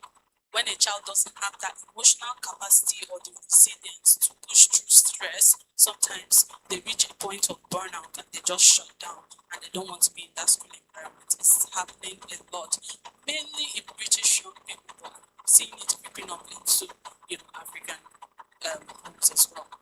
We have panic attacks, self-harm, and suicidal thoughts, right? While this might look like an extreme, we also need to pay attention. Many times, a lot of young people that we have in our homes that seemingly are okay are struggling. I had a consultation with a young person, and she was at the point of not just suicidal thoughts, she was at the point of execution. And the question I had asked was, is there nobody in your home that noticed? And she said something like, oh yeah, everybody is at home. I'm like, don't you people do things together? Because I feel like if you're in that space with your child, you should pick up something. I said, no, we don't, don't eat together. You just go carry your food, go to your room and do your own thing, right? So this is also why the structure that you have in your home, how things are done, is really, really important to create that communal space, at least every day, where you're able to see everybody. Because some things that may not be said, you can see when you bandage, you can notice that something is off. Even if that child doesn't want to tell you or they haven't come to disclose to you, you can notice that there's something that is quite off and you can pick it up from there and actually do something about it. Right? So our children are not weak. They're actually going through stuff. And while we may not understand it because in our own capacity as adults, we're saying, what are they struggling with? Right? Everybody has their level of stress. Just like I told you, a 2-year-old, their leg will not fit in.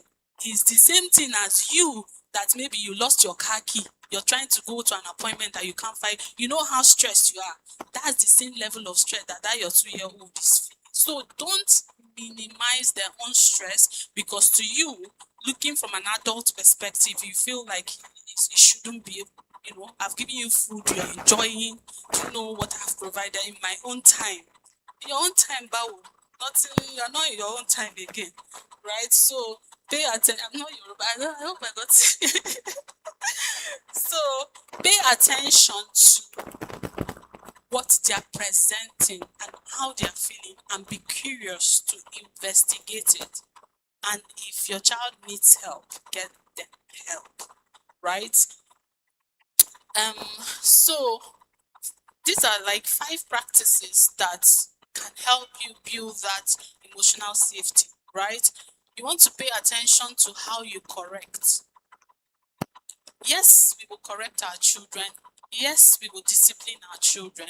But please meet them where they are first before you want to lead them.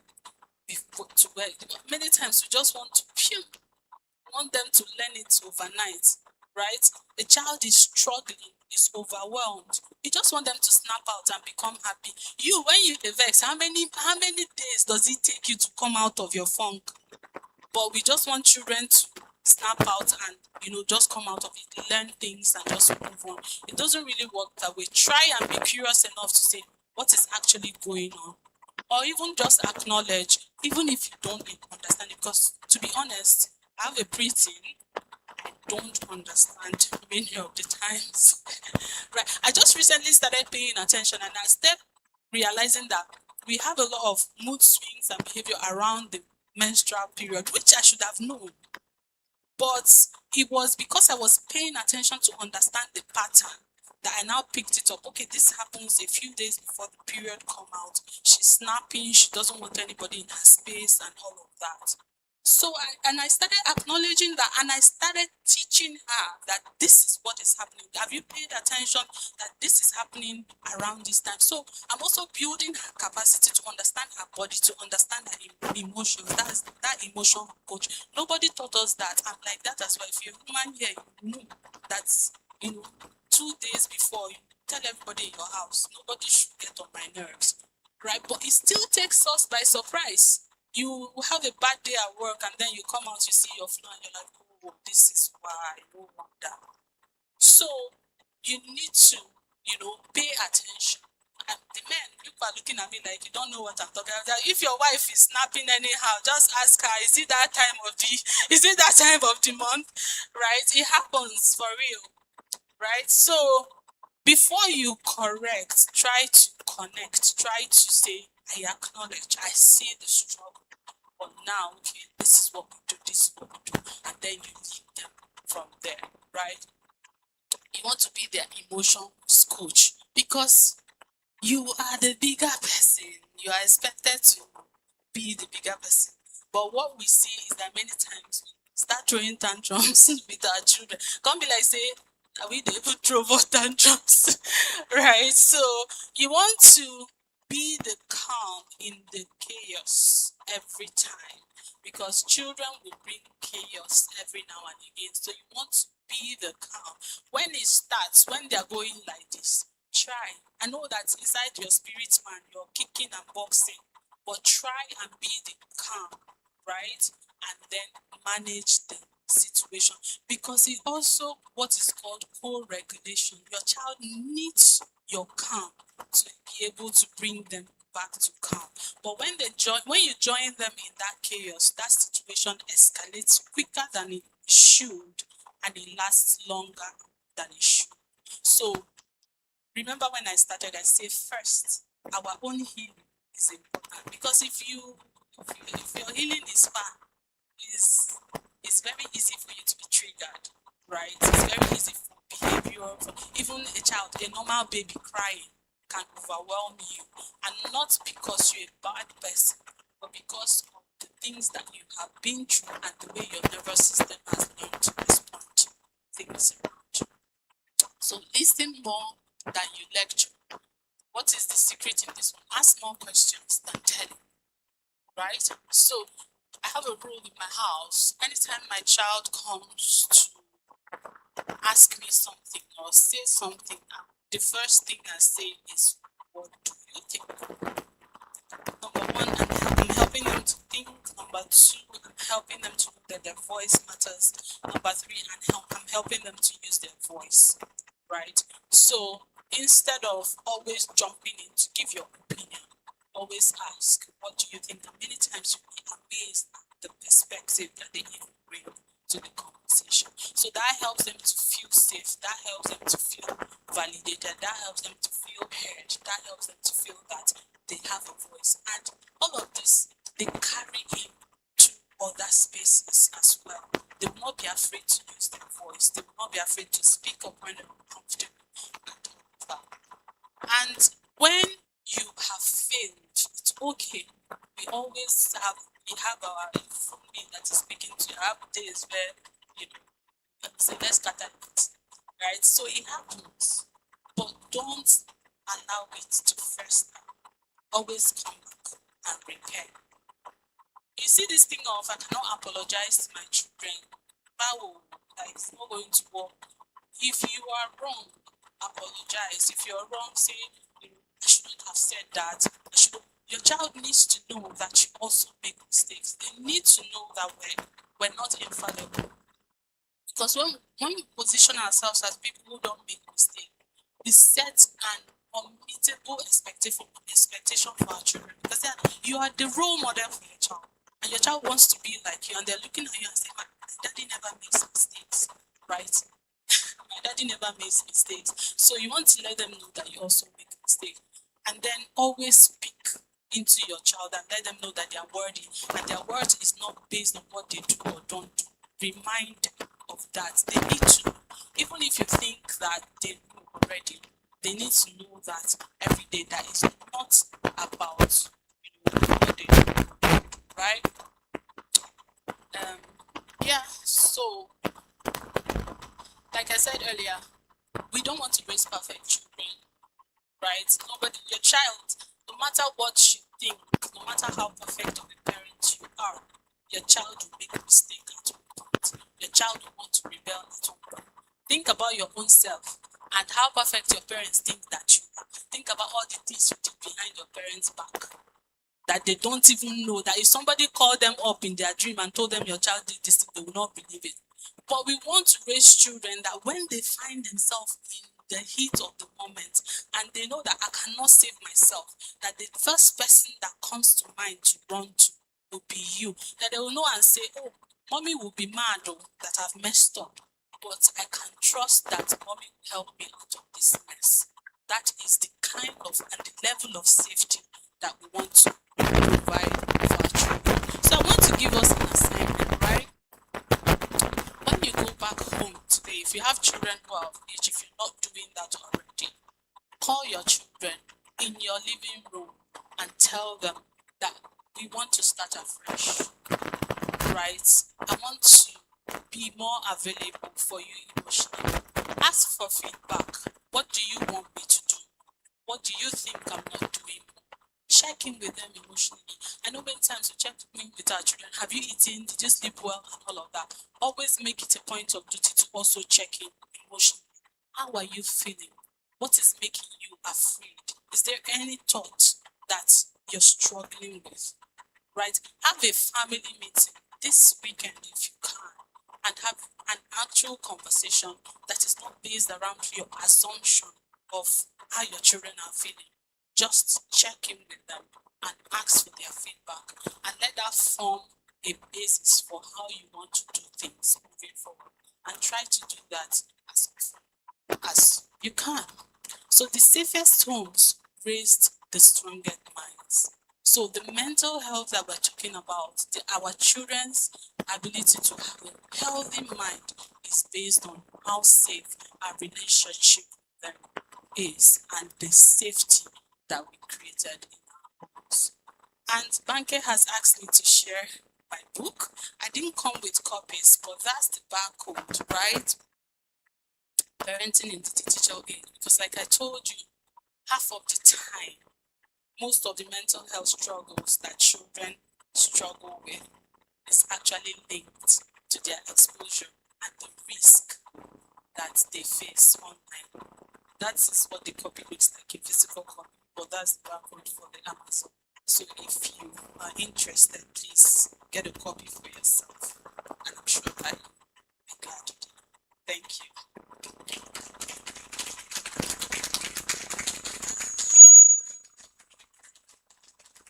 Let's keep clapping, let's keep clapping.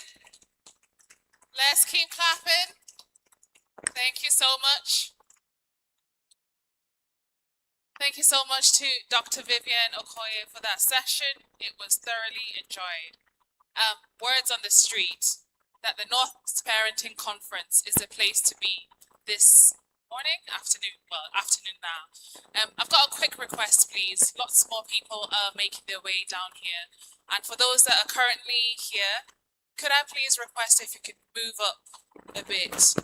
Just because, like I mentioned, word is on the street, people are making their way to the Northeast Parenting Conference, and we would like to have the back spaces available for those that are coming through in a moment. And whilst people are moving up, just a quick reminder that we do have some books on display from our young authors. They are eager to meet you. So when we've got a quick refreshment break a little bit later, please make your way through to that side, have a look through, encourage them, ask them questions. You know, it takes a lot to write a book, to get the idea, have it going. A lot of these authors are very young and they're future authors. They're the future for tomorrow. So please do encourage them just by turning up for them on my left-hand side. Please do go through. Now, there's not a convention without a convener, and our convener is glowing. Our convener is ready. Our convener is coming up to continue the session, and she'll be taking us through how to build trust and openness at home. As she makes her way to center stage, please give a round of applause for the one and only Olubanke Fajorin. Please welcome her to the stage. Thank you. I love the way you called my name. Thank you, everyone, for coming. I do appreciate you. When we were putting together the program, I think God helped me. I am so blessed to have both Timile, Mr. Fakuri, and Dr. William before myself. So I won't have to say so much. It was like they peeped through my notes, but I have something to tell you. I'm sure you are not bored of hearing my voice, because I kind of am in your faces every day. I don't want to stand it. I stand on the existing protocols, just like everybody. But I want us to do something today. There is a barcode on the leaflet you were given. I want this to be a bit participatory, and I don't want to spend more than 20 minutes. So, before we do that, we're going to have a panel session just right after Pastor. We're going to have a panel session where all the questions that we have can be answered. So if you have your questions, you can write them somewhere so they don't forget. Then during that time, we're going to have all the speakers on the stage. Then you can ask your questions. And there is that barcode on that thing. That's for the questions. And we're going to be using it for the session as well. Can I have the slides all, please? We're going to be doing something, and I want you to be faithful with it. Just follow me. It's not going to be very difficult. I want you to do something. Who knows what a pirate's dish is? A pirate's dish. That's your mom's favorite glass plates that she puts on the wardrobe in her bedroom, that she only brings down when there is a visitor in the house. Who knows what that is? Can I have your hands up? Yeah. So we are going to be doing something with this broken pirate. I want you to close your eyes and think about when you were 10. Please do it. Close your eyes. Think about when you were 10. You just had Christmas. Your mom brought this plate out, and you've just served the neighbors, washed it, and your mom asked you to put like a 6 set of it on her wardrobe, and you broke it. Don't open your eyes yet. Are you scared already?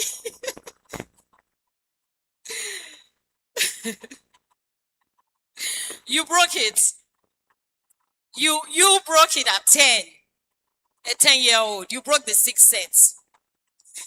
So can you scan the QR code in one word? Tell me what will happen to you.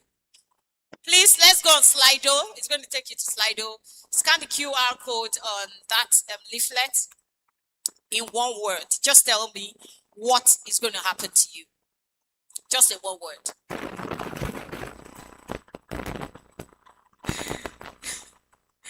Are we having the Slido come up? Have you all scanned it?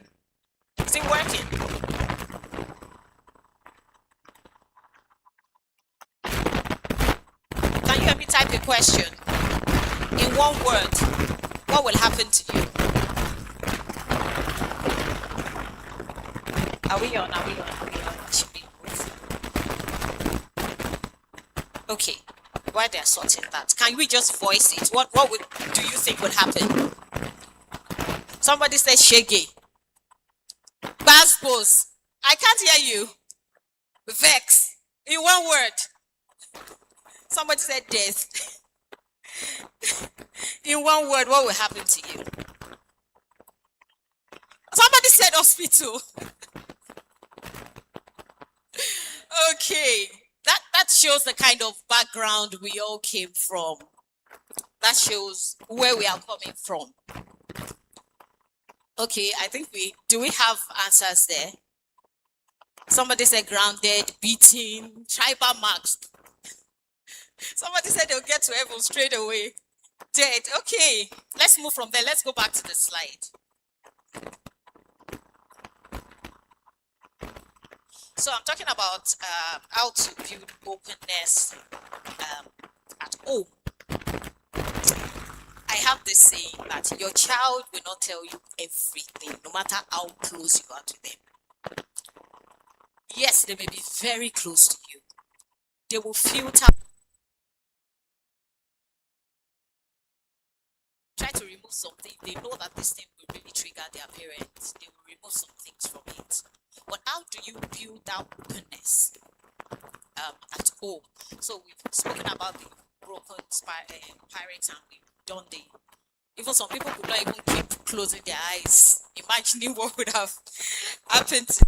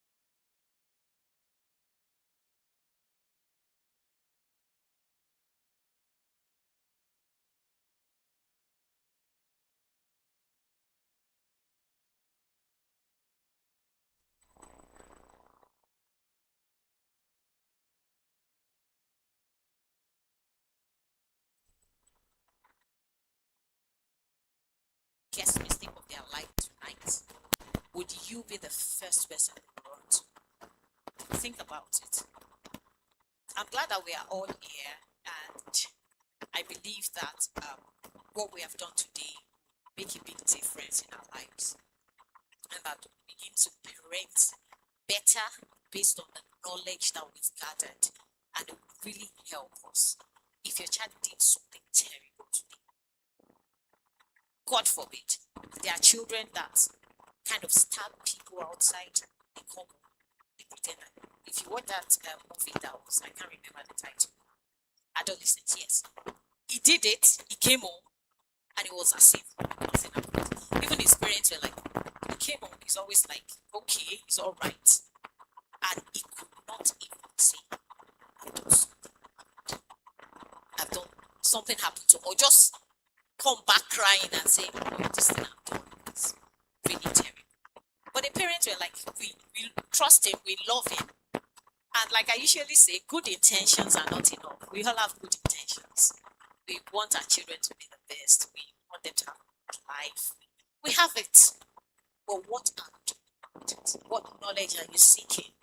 What information are you getting? Or you just feel like, well, my parents did what they can to see me today. I'm in the UK. Are you really in the UK? Like, are you really in the UK? Just think about it. So we have to seek knowledge, and I'm glad we are here today. That is what we are doing. Our children need more. I can remember like a few weeks ago on my WhatsApp, I was writing something on children's mental health, and a teenager messaged me back. A teenager messaged me, and I looked at the message. A lot of children cannot, and it should not be happening in our time. I couldn't speak to my mom as well when I was a teenager. I couldn't approach her for anything. She was very strict. I couldn't approach her. Even when I said my period, my dad knew first. I didn't go to my mom because she wasn't there. You didn't know what you would get from her. You are one time she's smiling at you, the next time you are getting slapped. You're like, what did I do? So it wasn't a space where you could talk to. But it should not be happening. Because things are not really gotten better when it comes to the community, the environment. Things have really gotten worse, and we have to step up. There is no rule, no rule the government can put in place, no policies that can help us. If we don't step up, then it's going to be dangerous. So I'm still speaking now about how to create openness in the home. I said I wasn't going to take our time because they've said everything I wanted to say. But Dr. Vivian spoke about emotional safety. I wanted us to use Slido. I don't know. Can we put this question up? Let people just type in one word. What does emotional safety mean to you? What does emotional safety mean to you? I know Dr. Vivian has given us a video, so please let's do it. Let's scan the QR code. What does it mean to you? Are we having answers yet? What does it mean to you? So why are we talking about the emotional safety today? Because that is the start of it. That is how to get your child in your space and how to be in your child's space. Emotions are very big. One of the things I say is that number one, you have to be very emotionally intelligent parents. Don't, like Dr. Vivian say, don't just dismiss your child's feelings. If they are feeling sad, tell them it's okay to feel sad. We all feel sad at one point in our life. Don't make your child feel terrible for feeling sad. It's part of life. There are things that will make us sad. There are things that will make us happy. Sometimes we'll be excited. Sometimes we won't be. It's just part of life. You have to be. Do we have answers yet? Okay. So what does emotional safety mean to you? We have balanced, open communication, being whole in your mind, able to open physically and mentally. Safety, ability to express yourself without any anchor of fear. Man, this is massive. Your child needs to find you as a safe space. I've said how to build the openness in the home, how to build trust and openness in the home. The first thing is you have to be emotionally intelligent yourself. I've attended a few courses now about emotional intelligence, and it has really opened my mind about what I need to do about myself, even as a parent. And I will encourage you. There are free courses online. It wouldn't cost you anything, but it will add a lot to you. Go and do courses about emotional intelligence. It will help you and also help your child to navigate this complex world. It is so complex. Another thing I would like to say,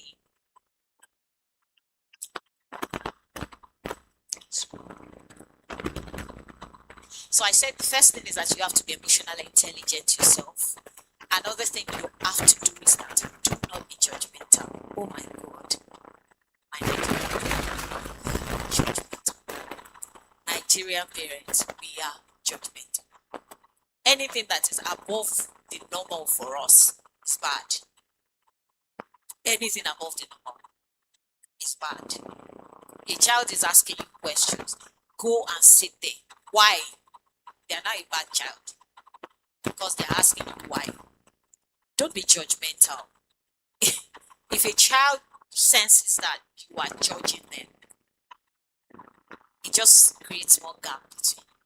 They step back. Next time they are thinking, this is not a safe space to myself. This is not a safe space to say what I'm going through. This is not a place to be at this moment. And what Dr. Vivian said was that they will definitely find there's no vacuum in life. If you can't fill that space, your child will look for someone else to fill it. There is nothing you can do about it. There is no amount of prayer you can pray about that. If you can't fill in the gap, your child will definitely get someone to fill in the gap. And that someone or something might not even fit in the gap. They might not be the answer to the gap, but there has to be something. And that's why you can't afford to be judging your children. I advocate for children a lot. Like Dr. Vivian said, I'm referring to her now because I felt like she has been through my life. We feel like our children should be that perfectly sculptured cake. No mess, nothing. They're just like perfect. But we ourselves are not perfect. And it is hypocritical and unfair of that child. You are telling your child not to lie. But few minutes ago, you called somebody on the phone and said you were at work, whereas you were in your bedroom. You were in your bedroom. And you are scolding your child for lying. And that's how you're going to get your child confused. And your child will think that it's okay to lie if it's for your comfort. It's okay to lie. You're not hurting them. But that's what we are showing them. Our child will learn more and more by looking at what we do. I think I've spent more than 30 seconds.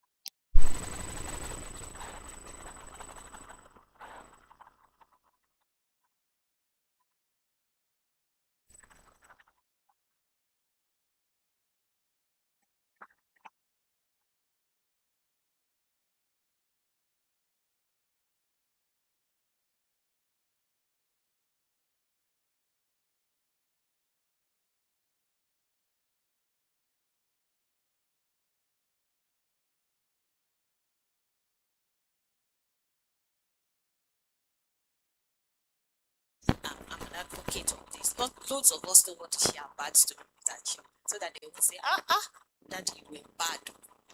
And you're just saying, I should not do this, I should not do that. Share your bad stories with your children. Share your bad choices with your children. Bad choices, choice decision. And let them see that daddy once messed up and daddy became better.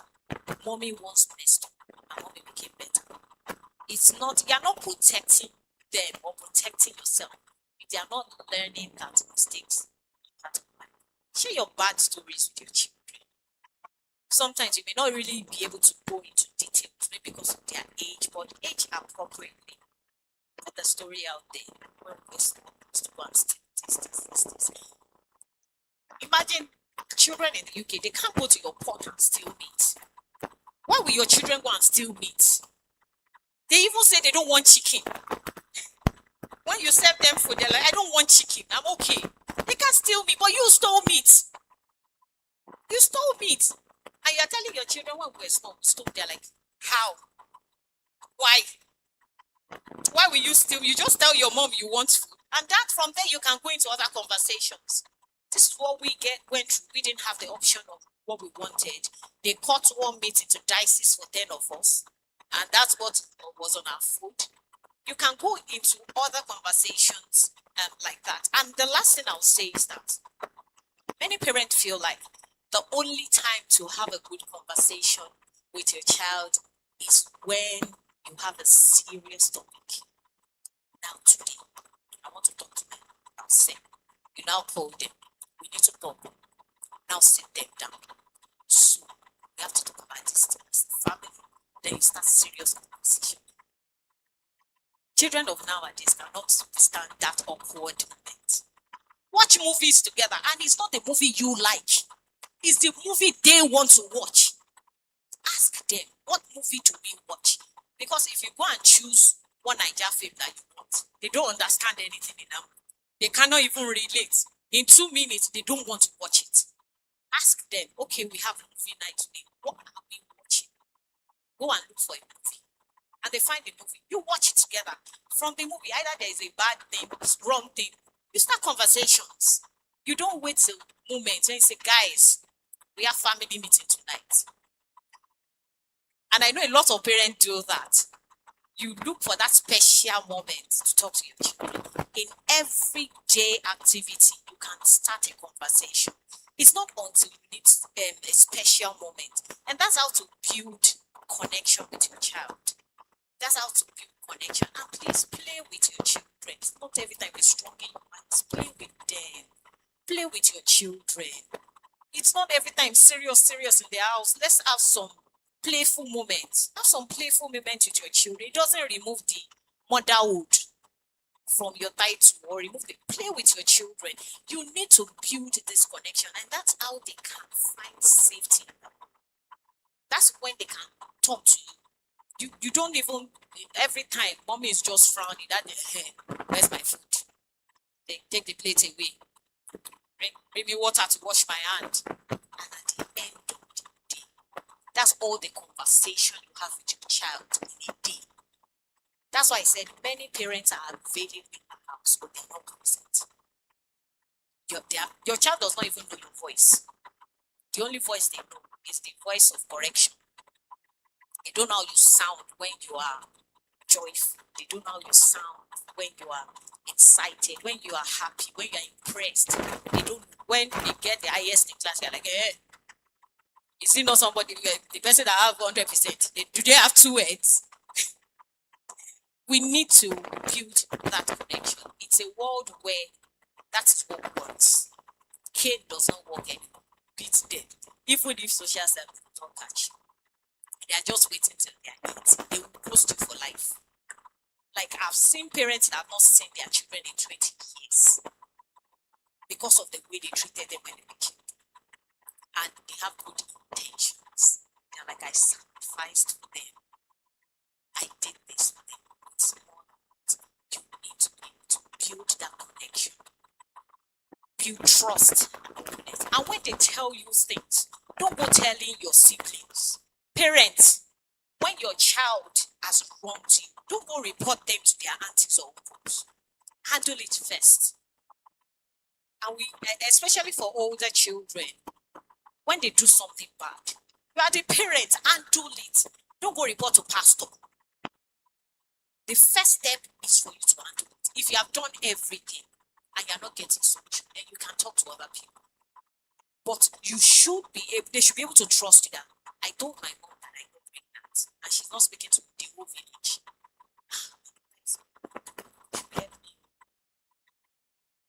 They need to be able to say, I told my mom this and she was able to manage it well.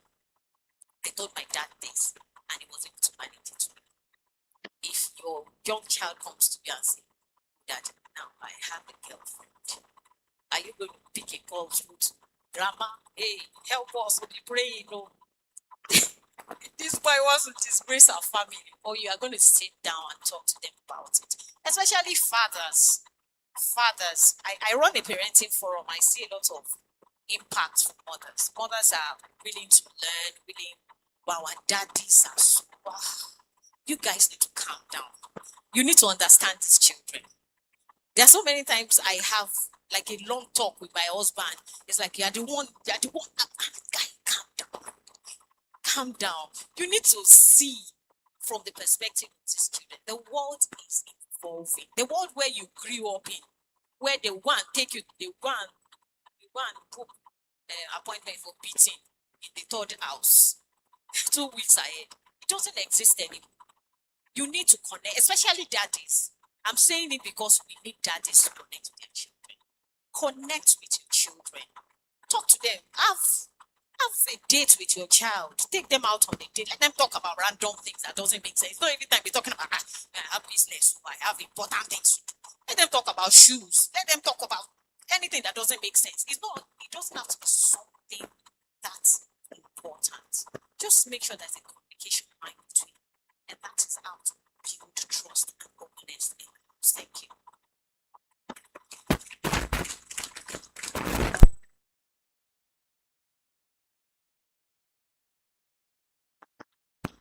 Let's keep clapping, let's keep clapping. Thank you very much. Wow. Okay. Sunny Sunderland. It might not be very sunny outside today, but it's very sunny in here. From all the information that we're getting today. So, the Northeast Parenting Conference is drawing close to an end. But not just yet. Hold on tight to your seats. As we're about to wrap it up with the final speaker of today, who will be taking us through what we didn't call mental health, the silent struggles of the older generation. This final part of today's conference will be taken by none other than Pastor Mrs. Elizabeth Ayegbayo. Please give her a resounding round of applause as she makes her way to center stage.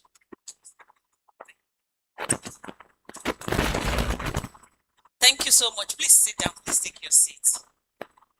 Thank you very much. I am supposed to be standing on existing protocols as well. But because I wasn't here when these protocols were established, I might get into trouble. But I want to really appreciate everyone who is here. I want to appreciate in particular Mrs. Lubanke Fajo. I wish I could pronounce it the way they says it. That's a very special, posh way of saying it. But you see, I'm from the same local place as she is. So I would say it the right way. Lubanke Fajo, thank you so much for what you do. And thank you, Pastor. Thank you for the support. I appreciate all the speakers that have gone ahead of me. I might get into trouble by repeating some of the things that were said before I came in here, but I'm really hoping that I will not bore you in the little time I've got to spend while I'm standing before you. I know I do have a difficult task. I've spoken before. I mean, there were two great speakers who spoke before I came in. And I came in when the doctor herself was speaking, and I'm not even a doctor. And then I've also had to listen to the present parent and the convener of this conference. So you know that whatever it is, and maybe I should just tell you some stories and then that will probably suffice. But again, I count it a privilege to be here. Thank you very much for calling me, for asking me to speak. Yes, before you say, oh, she's spending all the time greeting everybody, she does have something to say. I really have lots to say. But I will make it short. So the title I have been given to speak on is what we didn't call mental health, the silent struggles of the older generation.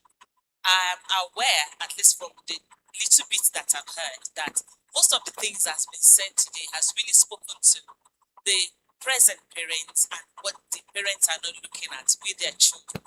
But I think my bit is to honor the parents who have gone before, to help us understand where they come from, and to also help us as well to unpack what has made us who we are, and to remember that yes, we honor where we're coming from, but we do have in our hands the ability to be intentional about what we do now, and we have the challenge and also the opportunity of leaving a better legacy even as we move forward.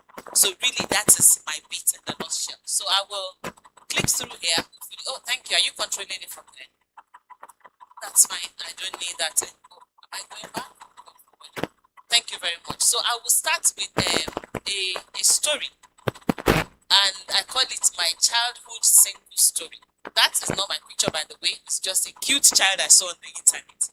So when Mrs. Fajon was asking us to think back to a time when we were 10 years old, this actually happened when I was about 10 years old. So where I grew up, they used to have, the story I'm going to tell happened when I was about 10 years old. When I in my environment and in the society, they used to have these open air crusades. I don't know how many of them knew them. I grew up in southwest Nigeria, and they would have a prophet or an evangelist come into town, and they would hold this open air crusade like every day, every evening for maybe a month or 3 months, depending on whatever the plan was. So in my city at that time, actually in the field of the primary school that I attended, we had this open air crusade that went on for a number of weeks. And I remember that in that crusade, there were people who would go there for healing. And some of those people went for healing. You know, they used to call them Isoji Tagbangba. That was the thing. And then they call those healing sheds, or, where they put those who needed healing from all kinds of ailment. They used to call them Agbaus. And then in those places, they actually had people who were mentally deranged, and they would usually chain them there, and the pastors and the prophets would come periodically to pray for them, but they would be there. Sometimes the parents would come and stay with them for a while and sleep there, just stay in the vicinity. But they used to be there. And I remember we had a family friend, well, a member of our church, not really close friend, but a member of our church who was in his late teens at that time. I really don't know what led to his problem. Maybe it was substance abuse, I don't know. But it was one of the people who needed healing, who had, mental problem, and he was in that place. And I brought this story up, and I called it my childhood single story, because that was a single story I had about anything mental. So when I heard mental health as a child growing up, the thing I thought about was madness. I didn't have any other story. And maybe some of us can relate to that. And I'm sure you have heard about the danger of a single story. The danger of a single story is that it can shape how you understand a particular phenomenon. It can actually cloud your judgment. So what that did for me as a child growing up in southwest Nigeria was that when I heard anything mental, even when it was mental illness, I couldn't differentiate it from a mental disorder. Mental health was like mental. So when I grew up, I've been in the UK for 20 years, and I've raised my children. I've got a 21-year-old and a 23-year-old. So when my children were growing up, people began to talk about mental health issues. I say, God forbid. That's my first response. God forbid. And somebody has said, Dr. Vivian listened to at a point. She said, God forbid is not a parenting strategy. But that was the first thing that came to my mind. God forbid. Because the only picture I could associate with mental health was the people who were tied down because they were stagnant. And so if you get that story, it can now help you maybe understand where some people in the older generation are coming from the moment you begin to say mental health issues. They are thinking that this is a problem. But mental health is just like physical health. Physical health does not mean illness. I'm sure there's a lot, even Dr. Vivian was talking about, what mental health is, so that we can understand. So why is this conversation? Why does it matter for today's families?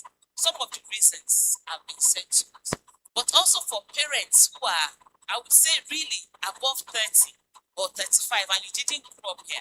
What you find is that the cultures that shaped us didn't prepare us to raise children in a time where children are emotionally aware. And one of the characteristics of the children now, I'm talking about, Gen Z, Gen Alpha, and of course, Gen Beta that we know, is that increased emotional awareness. And so we find that because we don't have the tools, we're playing catch up. But a conversation like we have been having today can help us to catch up quickly. So this conversation is important to help us understand where we're coming from and to help us to stop the shame, the fear-based parenting, so that we can actually raise children who will thrive and who will not just be exact replicas of ourselves. So honoring the older generation, one of the characteristics of the older generation is that they're strong, they're resilient, they're very sacrificial. A lot has been said about that. And there were mental health issues even in their own time. But those things were never labeled, they were never discussed. They were just called different things. And as a result of that, you find that many of them were silent even about the things that they were going through. And they were not silent because they couldn't, verbalize it. It was just because they didn't look at it the way we have now come to understand it.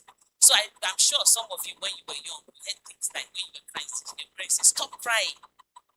What are you crying about? And they say, oh, you'll be fine.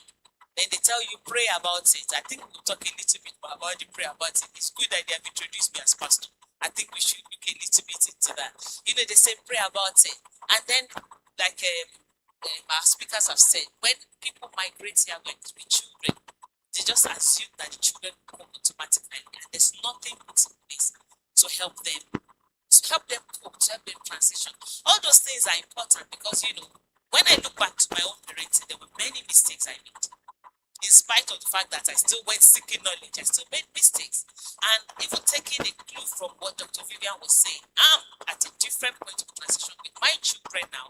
They are graduating from first degree, graduating from masters. It's a transition for them. They are going into the job market and they are fearful as well. They have uncertainties. So that means I have to now intentionally sit with them or have sessions with them, have to find a way to help them transition right. And I didn't do this when they were going to secondary school. Not as well as I should have done it. I did a bit. When they were going to university, I didn't do it as well as I should have done it. If I had this opportunity and I heard this, I would have done it much better. But now, at least from where I'm at, I can go on and do better. Do we understand that? Are we going to do better? I think yes, we should. It's very important. So for many of our parents, silence was often a protection. It wasn't because they wanted to be neglectful. They just didn't know any better. So the silence around mental health. So parents and grandparents experience a lot of emotional pains and they experience unprocessed trauma. And many of them couldn't talk about this thing. There's something that when I think now about my maternal grandmother, my paternal, that's my father's mom, there's something they used to say about her. My dad and his siblings used to say that she wasn't very nurturing, she wasn't very maternal. And when I think back, I don't know what kind of stress she went through. I don't know what kind of trauma she experienced that made her to be the way she was. Because they would say she would just have her children and she would not really look after them. She just drop them and then she goes about her businesses and the children are suffering because, there are many wives in the family, different people are raising her. But there must have been something that happened to her.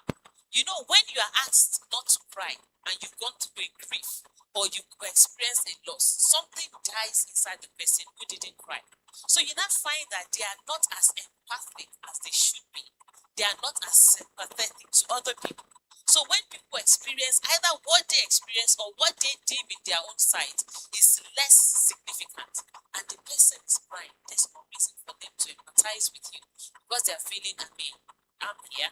I experience loss. What are you crying about?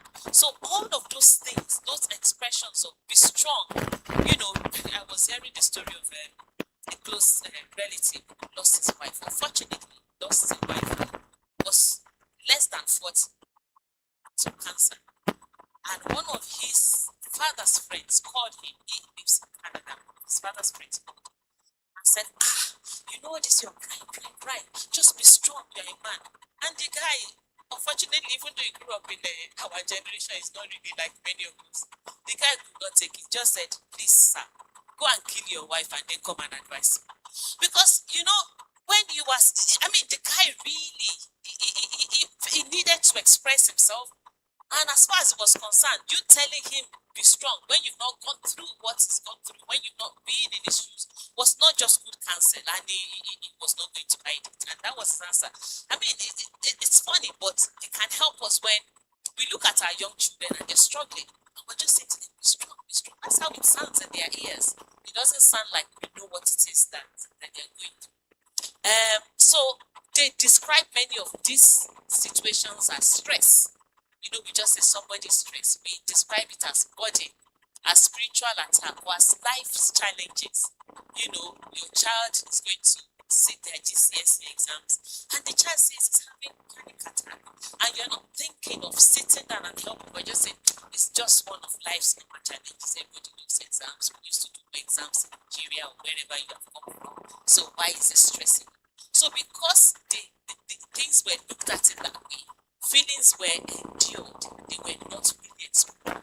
Nobody sat down to think, this is how to handle the situation, this is why you are the way you are. And of course, I've heard it said here as well, the survivor became the priority for many of them, and feelings became secondary. And I want to take note of this.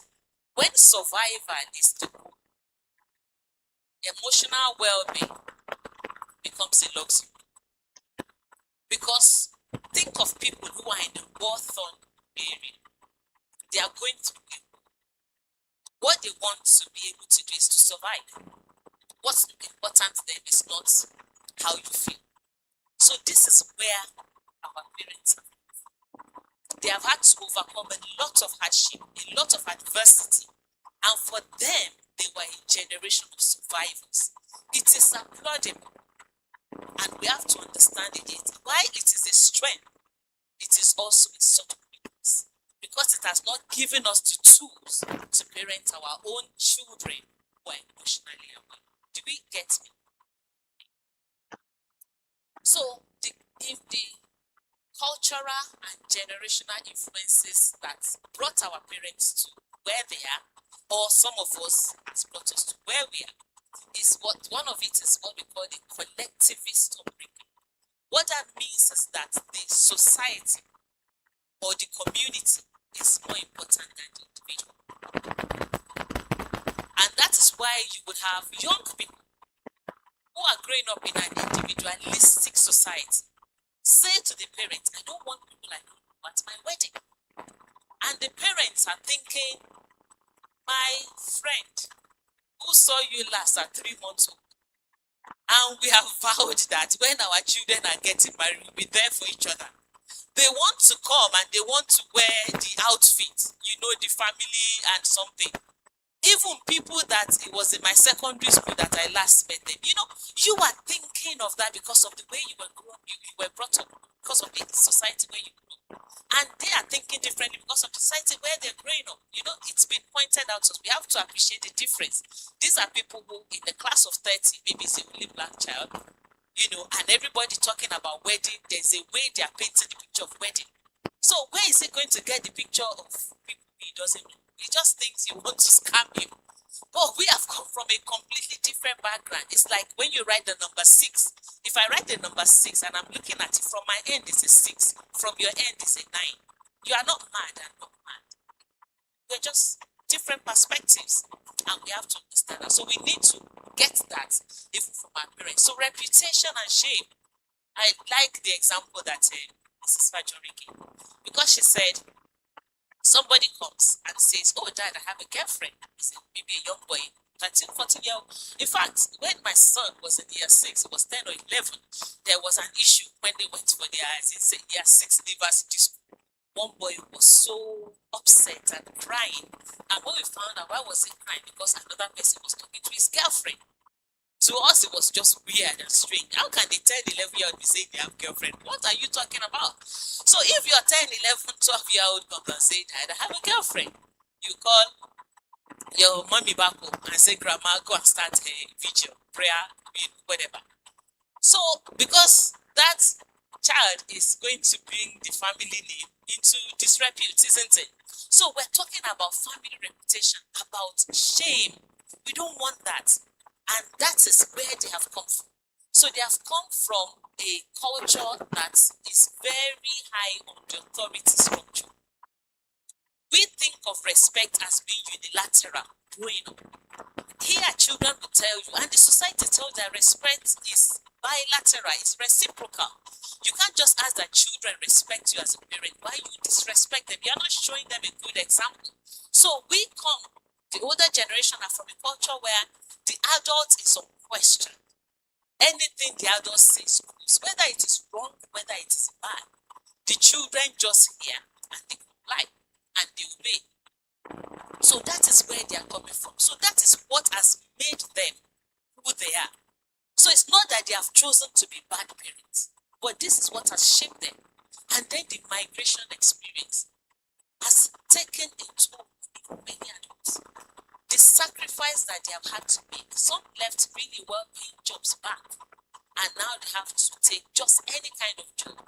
And there is also the pressure on them to make it, so that the people at home will not be laughing at them. And some of them have put the pressure on themselves to impress the people at home, to impress everybody who need to impress. So all of those things are the influences that these parents, the generation have. And that is what has informed some of the struggles that they have. I'll tell us another example. I didn't really know. I mean, I had most of my children in Africa, in Nigeria, and I didn't really understand anything about postnatal depression. Just like Dr. Mia was saying, when you were young, but when I was a teenager, nobody told us about hormones. That hormones can make you moody and all of that. And now there's a lot of talking about menopause and all of those things. And about the effect. The thing was, you were just not allowed to be moody as a young person. Even if something was going wrong, you get into trouble for, for being moody or for having an attitude. Nobody understood that. And I also didn't get anything about postnatal depression. And recently, well, sometimes this year, we had a ladies' weekend away in my church. And we had a talk about it. And the doctor that was handling it began to ask people questions. And they began to tell their different experiences. And many black women actually do have postnatal depression. And nobody would say, in fact, if you even say you have depression, the first thing is God forbid, it will not be your portion in Jesus' name. That's the first response. But these people needed the support. There was a woman who said, after she had her second child, she went to see the GP. And she got to the GP's office and just gave the baby to the GP and she started crying. I don't want this baby anymore, just take this baby away. And the GP had to call in the nurse to come and they, just calm her down, ask her questions. And they diagnosed that she was experiencing postnatal depression and then they put the right support in place for her. And she was all right. But these were things that the older generation had to just stomach and emotionally suppress. They didn't say those kind of things because those kind of things are not expected to be said. So you are admired for being strong. So as today's parents, what do we need to unlearn? We need to unlearn emotional silence. So we need to begin to make that journey. And I thank God that it's been said that we should become emotionally intelligent. Let's do these courses. It's so important because our children are demanding more from us, and we can't afford to fail them. I was having a conversation with my daughter sometimes last year, and she was saying, actually, nobody should be allowed to be a parent until I've done some psychology courses. And I'm thinking in my head, where do we start from? But what they're saying is that it's a whole life, it's a whole destiny, it's a whole future that you've got the privilege and opportunity to shape. So you can't just handle it anyhow. Really, that's the bottom line. So we have to unlearn that silence. We have to understand that being stoic is not always a strength. You know, that you suffer in silence. You're suffering and smiling, and you're thinking because you're strong. And that is how things work. It's not always the best thing. Sometimes we need to unlearn that silence. We need to begin to speak out. And then unlearning fear-based parenting, again, it's been said, it's not about control, it's about connecting. You know, many times we're strict parents because we want our children to make something of their lives. But there's a better way to approach it, and I think those are the kind of things that we need to begin to put in place for ourselves. A conference like this has delivered a lot. We need to unlearn shame. We need to unlearn shame. We make mistakes, as children will make mistakes. Again, I will not belabor that. We need to unlearn self-sacrifice as identity. I spoke to a young person. I knew why she was here. I saw them doing school. Now she's married with 2 children. And she was saying to me, well, Auntie, I think that things that our parents didn't teach us. And I said, well, like one thing, like what? She said, like speaking up for ourselves. You know, they ask us to make sacrifices for other people. They ask us to go out and do this and do that. They said, but they need to tell us to put ourselves first. And I said, you have to understand where your parents are coming from. Where your parents are coming from, the community is more important than the individual. So you find the man who is the head of the household, who is sending money to build something in the village or to help the family there, and his own immediate family, they are suffering. His children don't have good shoes to wear to school, and he's supporting his siblings and other cousins and all other people because the family is more important than him. So I said, you have to understand that your parents taught you based on what they knew and what helped them in their own time. So you now have to, even as an adult, unlearn some things and relearn some things and understand that what's important is that we keep making progress. So we must teach our children to understand boundaries. Yes, I know, especially in our culture, we are big on, you know, respect. Every adult must be obeyed. There's nothing that says that. It's not anywhere. Because when you say every adult must be obeyed, some children have been abused. So they must understand boundaries. They must be able to say no. And it must begin with you. You must let them say no to you. And you agree with their no. So it's very important. And we need to know that there is no stigma around, you know, asking for help. It's really important. I always say that if as a parent you would take your child to the GP because the child has a headache, you know, and you've tried paracetamol, whatever it is, why would you not take your child to the GP if they are struggling? You know, they might not call it mental health struggles, but a lot have been described to us, you know, about how to identify those things. So it's important that we don't keep quiet about it. I think the next thing I'm going to look at, so we need to unlearn that thing that says that silence is strength. Silence is not always strength. Silence might be somebody who is dying, you know, within. And survival mode parenting is something that we have to try and get away from. I mentioned, you know, some of the migration pressures we have. Because we are in survival mode many times, what we're looking for is stability. And many of us, because of the situation we find ourselves in, we don't have that financial stability yet. So you find a parent who has multiple jobs. You are finished one during the day, you are going for a night shift somewhere. And because you are so physically exhausted, you are completely emotionally unavailable. You have to find a way to try and break the pattern. I'm not saying, like they said, you are not raising perfect children and you are not going to be perfect, but look at things holistically as a family where it's a father and a mother. Look at how can we merge our schedules that these children don't have two unavailable parents. And it's been said, your presence physically does not mean that you're present emotionally. So have the discussion. How do we do it that our children don't have two parents who are emotionally unavailable? At least if at some point mom is busy, dad should be available. If at some point dad is busy, you know, there has to be a way to share that responsibility. Because truly, parenting is hard work. But remember, the days are long, but the years are few. It seemed like it was yesterday when my children were little. Now they are 21 and 23. I almost can't believe it. But then, that's what we have. So, let's stop saying things like we don't have time for feelings. I'm putting food on the table. Feelings will not pay the bills. We have to get rid of those kind of expressions. And emotional needs overshadowed by survival. You know, some of us like to say, I remember the lady who spoke last year, the social worker lady who spoke at the conference. I can't remember her name. But one of the things that she said was that some parents feel that because they give you food and shelter and education, then that's all. But now it's not enough.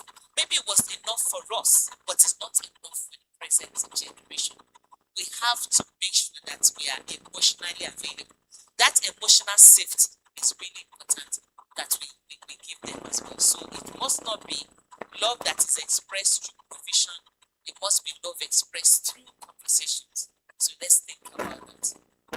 And then raising an emotionally aware generation. So we have to teach our children the language of feelings. We don't have the language, so we have to learn it. We have to teach it. A lot has been said on it. Healthy vulnerability. Be vulnerable to children. It's really important. Personally, I have to tell you, I'm somebody who is calm. I don't get angry, and I must confess, I'm not very emotionally expressive. I'm not someone that just gets excited and jumping all over the place. And when bad news comes, you don't just see me throwing myself on the ground and rolling, you know. It's just me, but part of it is probably my upbringing. My mother is strong. So part of that is me. And part of it is probably the fact that my environment, my society, seems to feel that something like that is a strength. But I think it was about 2 years ago, I had to have a difficult conversation with her. She was crying and I have to say, I'm so sorry. Because it's as if there were some things that, you know, she just put me on this pedestal. My mother is strong. She can't take some news that I have to. And she was going through something. I'm thinking, why would you not think you would come to me?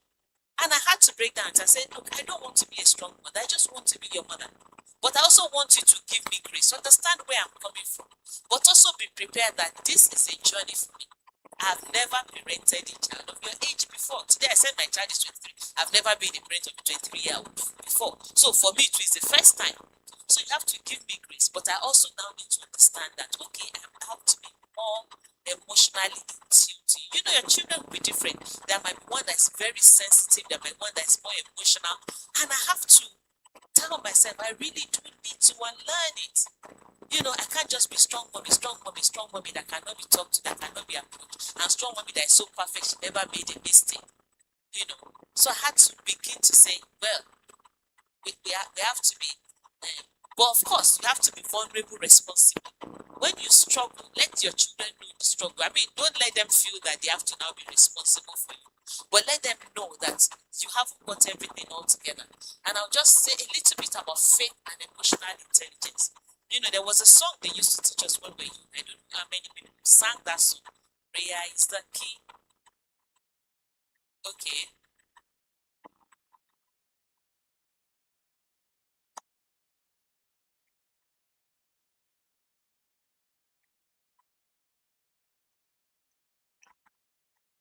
Thank you very much. In fact, I like the hallelujah that followed. So many of us have come from environments where there's a lot of religion, there's a lot about the God factor. And it is very important because God is important. But we have to remember, prayer does not answer everything. I'm breaking some things. Prayer is not God. God is omnipotent. Prayer is not omnipotent. Now, we are encouraged, well, I'm speaking from a Christian perspective, we're encouraged to pray about all things. Because prayer is not an end, it's a means to an end. So prayer is an opportunity to invite the divine into your situation. And in the place of prayer, you get direction. So someone like David, the king in the Bible, would make prayer of inquiry and he will hear what God says for him to do, and he will do it. So many of us, we have made a God out of prayer. We say pray about it. But yes, it is important to pray. But we should also know that the fact that we are praying does not mean we cannot have the tools that help us to manage the challenges that we go through. You can't just pray for a child, pray for that child from age 0 to age maybe 22, 23, and then they will now confer on that child a doctorate degree. It doesn't happen. Did you get your doctor certificate like that, Dr. Vivian? You became an optometrist because your mother prayed and fasted. So understand, there were some things she needed to do. She needed to go to school, attend classes. So let's understand that when we speak about faith, so prayer and scriptures, they don't stop us from getting the tools that help us emotionally. I hope I've made that point. So we need to do our due diligence. And then as a community, someone has said that we should, as a community, we should support one another. Let's not be the community that gossips about someone. Because you've seen someone's child who has done something that you don't like or approve, the next thing is one to stigmatize their parents as bad parents and then go around telling stories about that child, and that person's child is such a bad child. That parent, they are so useless, so irresponsible. If I said it, when they got another job and now they are driving this kind of car, they don't have time for the children. No, let's not be that kind of people. Let's be the kind of people who come around and support one another. Let's not stigmatize the challenges and the mental health issues that people go through. Let's be people who will discuss these things and come around and support one another, because children will flourish, even within the community where they are emotionally safe. And finally, so I said it's important that we honor the past, the struggles, that have made our parents, and some of us who we are, understand it. So our parents gave us resilience, they gave us faith, they gave us perseverance, they gave us sacrifice, they gave us community, and we must honor those gifts that they gave us. But our generation must improve what we have been given. So our task is not to reject our parents, and it is not to condemn them. It is to continue the work that they have done. So our parents taught us how to survive. We now can teach our children how to survive and thrive. So we want to leave a better legacy. Each generation should strive to be an improvement on the previous one. I told my young friend who said, well, my parents didn't teach me to stand up for myself. There were some choices that they made that the way we interpreted it was not right. I said, okay, good. You can correct those mistakes with your own children. But you have to know that when you are also later on, your own children also call you out for some mistakes. And I said, of course. Because no matter how much you try, you will still make some mistakes. But we have to be conscious that we are making progress and recognize the fact that we are not perfect, but we want to do better. We honor what we've been given, but we want to do better and leave something that is a better legacy for the future for our children. Thank you very, very much.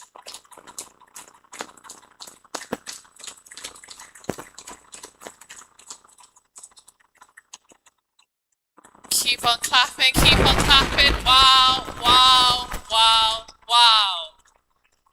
I sound like an ambulance right now, but wow, wow, wow, wow. Oh my goodness. Yeah.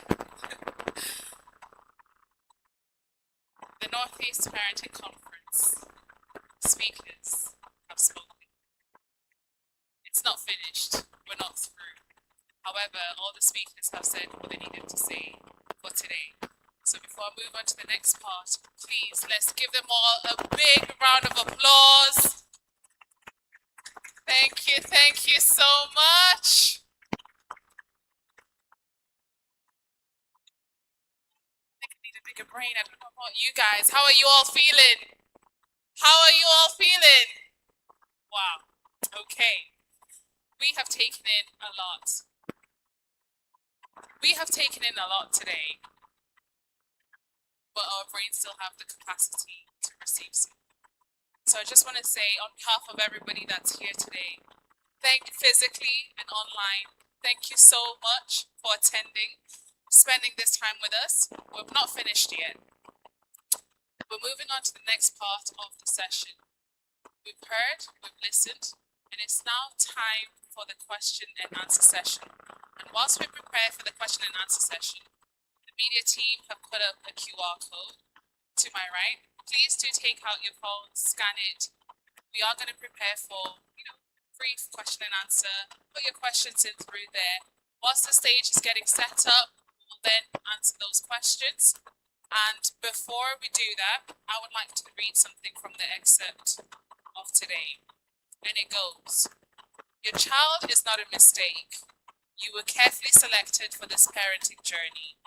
Within you is a capacity to nurture, guide, and help that child thrive and fulfill their God-given purpose. The fact that they were entrusted to you is proof that you have what it takes to make a difference in their lives." Those are the words of our convener for today, Olubanke Fajorin. So please, let's give her a round of applause once more time. This is the Northeast Parenting Conference 2026. And finally, while conferences may not always introduce entirely new information, they often awake something within us. A fresh perspective, a renewed commitment, a deeper understanding, and the courage to make meaningful changes in our homes and communities. I hope that as we've come here today, that this goes beyond today. We'll go back, we'll watch this. Thank God for media, because we can always go back and reflect. This is something that we're hoping to become yearly. 2026 has been bigger and better than last year. We'll be back in 2027. We'll need a bigger space because, as you can all see, the spaces are getting filled up. The word made out that the Northeast Parenting Conference was a place to be this afternoon, this morning and this afternoon. And whilst we get prepared for the question and answer sessions, I want you all to really dig in, think about what you've heard today. Like they said, closed mouths don't get fed. So all the stuff that we've been fed today, and we live in the Northeast, and there's a particular saying that goes in the Northeast that says, "Shy Bens get what? Shy Bens get what?" That's right. So don't be a shy Ben. Make sure you get those questions in, and I will hand over to our convener of today, Olubanke Fajorin. It's been an absolute pleasure. Thank you, everyone. Thank you for coming. And we're going to be having the question and answer. We're supposed to have a break now, but you can have your break, lounge, eat your food, and we can ask the questions and have our answers. Please scan the QR code. We have just limited time, and if the questions don't come in now, we may not be able to answer them. So while we're doing that, I'll call on the speakers to please sit on stage.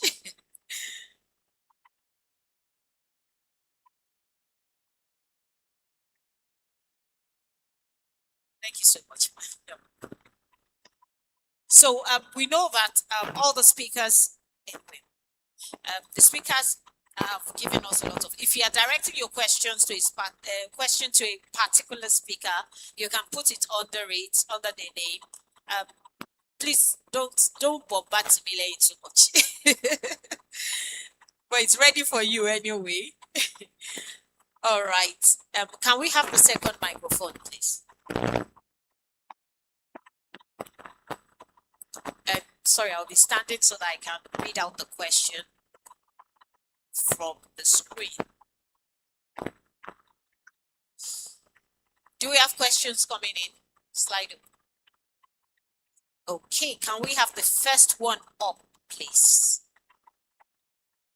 Like I said, I don't want to waste our time, and we have to finish at 3 o'clock. So, okay. Okay, this question is not directed towards anyone. Can I have the second microphone, please? It says, how do we balance safe parenting and discipline? So we start from Pastor Ibrahim, then we can bring it down this way. Yes, ma'am. Thank you very much. How do we balance Safe parenting and discipline. I would say one of the things that is important is to understand even the need to balance it. And when we talk about discipline, discipline has to do with the age of the children. I hope we know that as parents, as our children, our role as parents changes. You know, they say when that child is like from 0 to 5, they come, and at that time there are specific things that you can do. As your child knows that there are different ways you can discipline them. Most important thing with children is that there must be that connection. There's that bond. So don't let your child ever be unsure of the fact that you love them unconditionally. I think once that is a bedrock, that will be very helpful. And the other thing I would say, so that I don't take our time, is let discipline be commensurate to the what has been committed, to the wrong that has been committed. Don't discipline in a way that is not commensurate. You know, like we said, a child 4 or 5 giving them a marriage, so even 10, and then they drop it. You should understand that they can make a mistake. You yourself as an adult could trip and drop that. That's not intentional. So if you are going to discipline that kind of child, you might admonish them to be more careful. But if a child maliciously said, I'm angry with mommy, I go and carry all of those things, I break them, then you might think of, okay, you have broken it. So maybe your pocket money, if you give them pocket money for the next couple of weeks, will replace that. But now you will not say, oh, because you have broken it, now instead of sending you on holiday, now you will just stay at home. You know, you have to think what is commensurate to the mistake they made. But let any correction or discipline always be foundation of love. So, turning to the child. Thank you so much, Rachel. Do you have anything to say? She just said basically, it's like, still like it's a question, right? So, she explained it. I'll just add from a mindset perspective, because many times it's also how we think of things that drive how we respond. So it's always important to understand that discipline is different from punishment. You want to determine what the goal of your discipline is. And for me, the primary goal of discipline is that at the end, your child should have learned something. So, whatever that mistake is, the goal of the discipline should be around teaching that child how not to make that mistake again. It might not be automatic, it might be to make that mistake less frequently, depending on how it is. So, that child should walk away from that situation, knowing what not to do the next time, knowing how to do things better the next time. Many times, we discipline to just punish or to cause pain, or to make the child feel pain for what they have done. In that instance, you have moved from actually discipline to punish. Discipline means to teach, it means discipleship, teaching the child to do. Thank you so much. Yeah, and just to add, I'll take a cue from Dr. Vivian while she was teaching. The timing of the discipline all matters. If you discipline the child in the midst of that chaos, you're just wasting your time. Because at that point, the child is stressed. Everything you are doing is just like you putting water in the basket. Wait until that situation passes, then you call the child to explain the consequences of whatever actions they've done. Thank you very much. We just go to the next question. Okay. I heard one of the speakers say we should accept when our children say no to some instructions at home. Should this be accepted at all times or not? So we start from you. Thank you very much. That question is very valid. It's very valid. In fact, I wrote it down and I said, my child should be able to tell me no. We have those conversations now. She's just 4, but she always said, Daddy, why? Why? I don't want to do this. It's fine, because if they can tell you no and they have a good reason, you should see from their perspective. They are not alpha and omega. It's difficult because of how we grew up. We don't have that choice. I said it while I was speaking, because our parents were in the lockdown era. So many choices were taken away from them. I told of how my dad would wake me up to that food. I can't choose. Whose house? Why are you choosing what to eat? Is what I'm giving you. But my child can say, no, I don't want to eat this. The last time I was making choco rice for her, and she said, Mom said choco rice can make me purge because it's too sweet. I don't want it. I said, if you had it the last time and you purged, I accepted a no and I gave her something else. So no from your child is very valid. When they go out, they will be able to understand no tantrums outside. They know no is not a like a useless answer. It's a valid response to what they want, what they value, and what they don't want. So I would say no should be accommodated, because if I were to ask every one of us here if we wanted our children to be confident, we would say yes. And one of the ways to raise a confident child is to give them that capacity to use their voice. And one of the first people your child practice that confidence on is you. So it should be accommodated.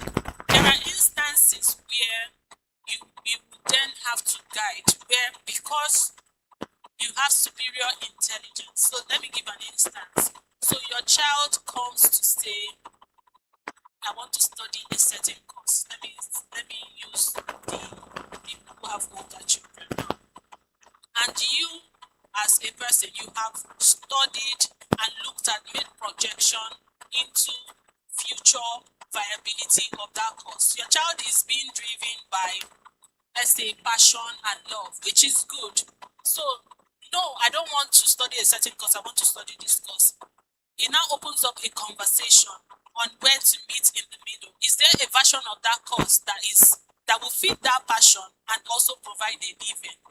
So you then have that conversation, because sometimes as parents we can also see what they can't see. But we should open a space where no is accommodated, that they should not be afraid to say, I don't agree, I don't want that. And then that then opens the conversation to say, right, let's look at that and let's look at what best line of action to take together and collaboratively depending on their age. Thank you so much.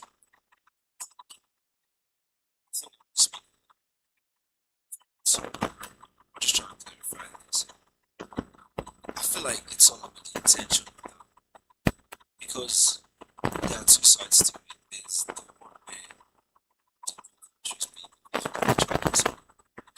frustrations. There's also this where the child was experience, because some children outcome from the decisions they have done stage. So, as she said, just need a midpoint for the parents and the child to just go to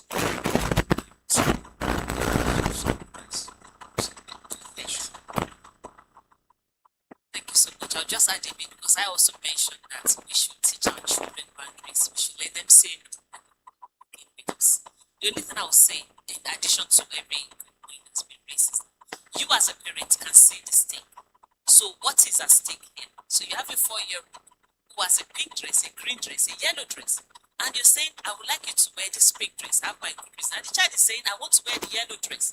Now, have a think about it. Really, in the scheme of things, what will a yellow dress do and a pink dress? You have to think about, because in school, these children are given choices.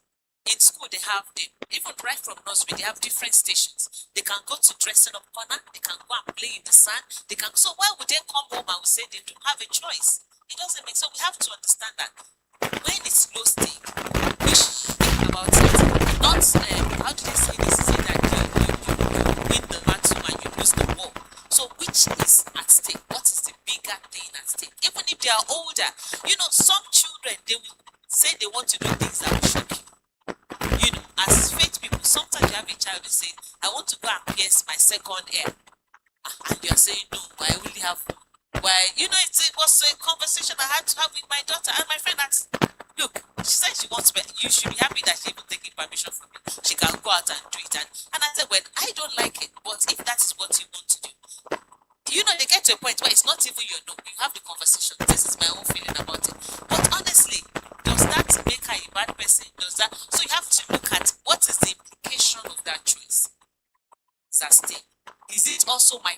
as a parent that is at stake, that I don't want people to think, oh, I'm a bad parent. No, your child's life is not always a projection of yourself. So we have to overcome all those kind of things. Thank you so much, man. Thank you. Can we have the questions up for the next one?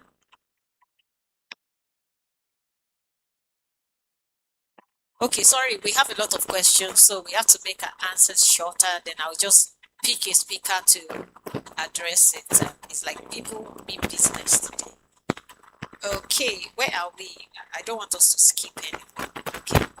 I want to know if the impact of parenting will affect a child of 1 year.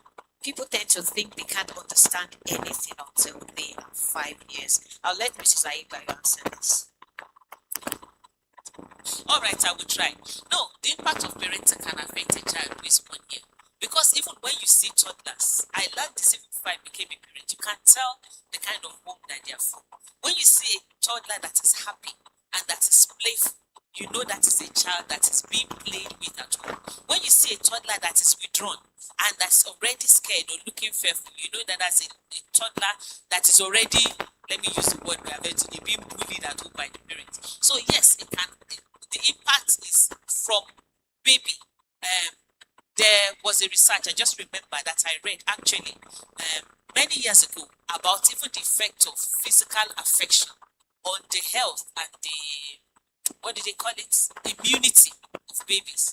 So they did this experiment in America and they put some babies in a room where they are cuddled, they are spoken nicely to, and some children in another room where nobody touches them. They don't get the cuddle and the normal affection that babies should have. And those ones were more susceptible to illnesses. So even a hug is been proven can make, I don't know whether it's serotonin, I can't remember the whole help. So it's helpful. So it can have an adverse effect. Thank you so much, man. We go to the next question. What happens when your child is angry for not giving them what they want, Doctor? So, one of the things that we want to teach our children, one of the skills is that they can't also get everything, right? So we're not saying that because you want to be able to build that relationship and emotional safety with your children, that anything they ask for that you give them, that would be permissive parenting.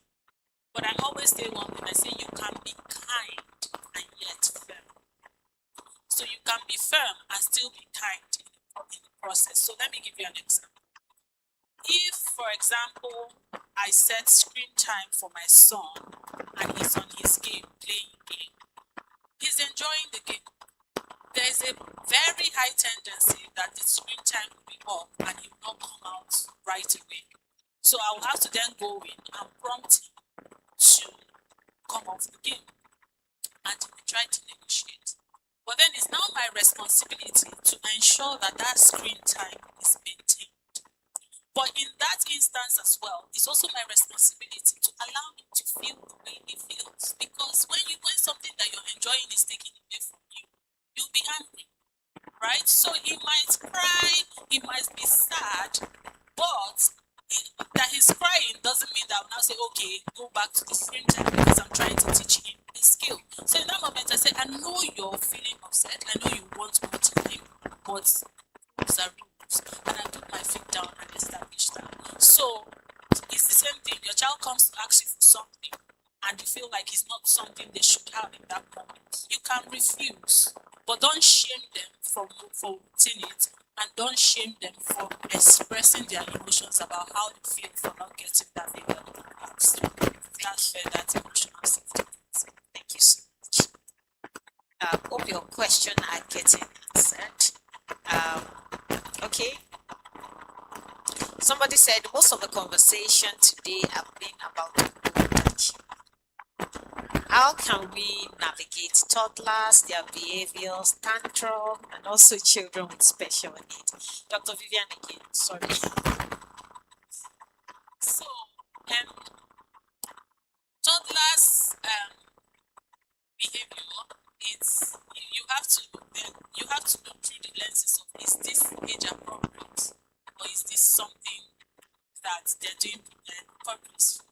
But many times for toddlers is age appropriate because there is a transitioning happening at that toddler stage. At the stage of toddlerhood is when your child is moving from being one entity with you as a parent to becoming their own self. So they are now in a phase where they are learning that the world exists outside of you and trying to understand where the boundaries in that world exist. That's why a toddler will tell you no 100 times in a day, right? Because they are trying to understand where the boundaries lie. And it then becomes your responsibility in that stage to then teach them this is what is allowed, this is not what is, this is what is not allowed, this is how far to go. So, like we have all said, the toddler stage will test you just like every other stage in parenting, but it really comes at a lot of parents because your child suddenly moves from this tiny, cute baby that is sleeping and smiling to this, right? So, it's something that, thank God for this kind of conversation, that you then look forward to know that this is a stage that is coming. Prepare your mind, read about it, study, build your own emotional capacity to handle those situations because they will throw tantrums. It's normal, right? But you now have to, like I said, be the calm in the chaos and to continue to establish the boundaries because that's the point where they are learning what is acceptable and what is not acceptable. And if you get it right at that toddler stage, the other years become easier. But if you give in easily because they are crying and throwing tantrums, that's when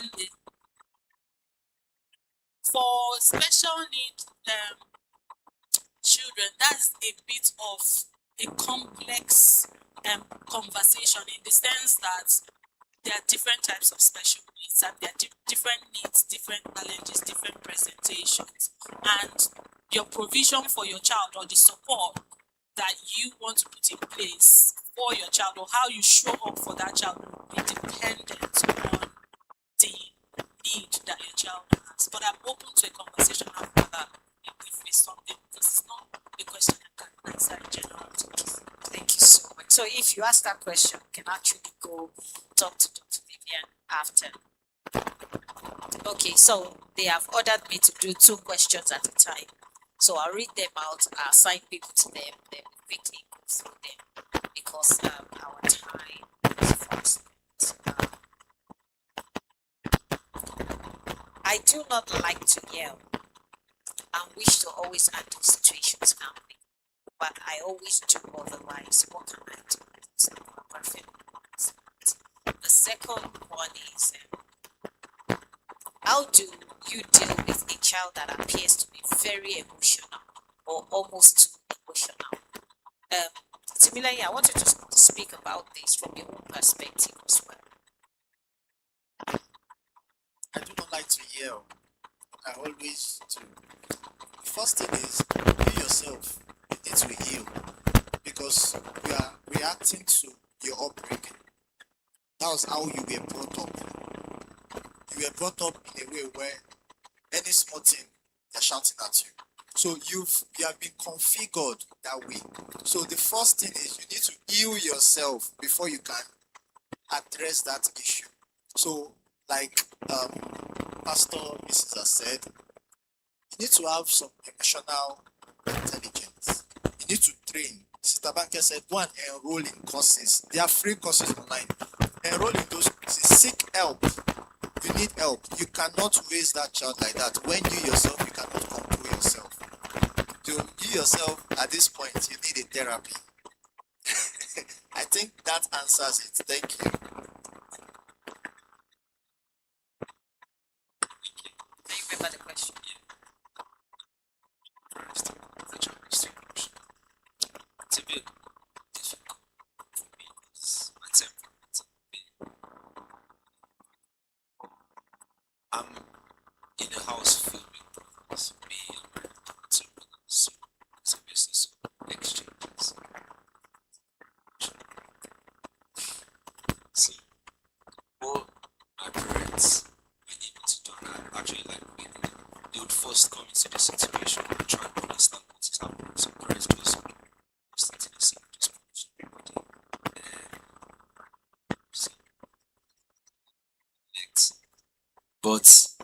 initially just trying to understand the situation, what's happening, why is it happening, and why are they displaying this emotional outburst.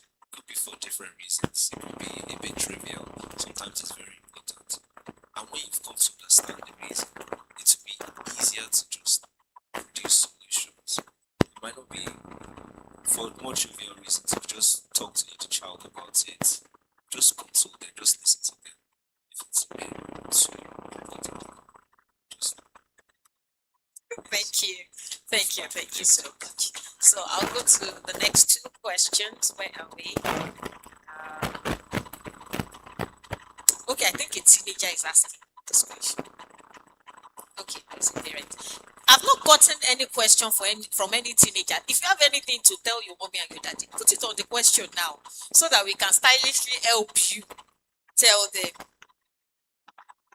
Not my children. Okay, somebody said, in all of these, where is the Christian value? I will let you answer that, Femi. And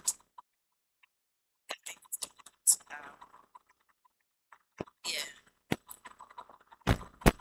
Okay, somebody said, can we please know where to get emotional intelligence courses? Okay, if you know me personally, message me. I can send you a link for courses. They are all online. There are so many emotional intelligence courses online.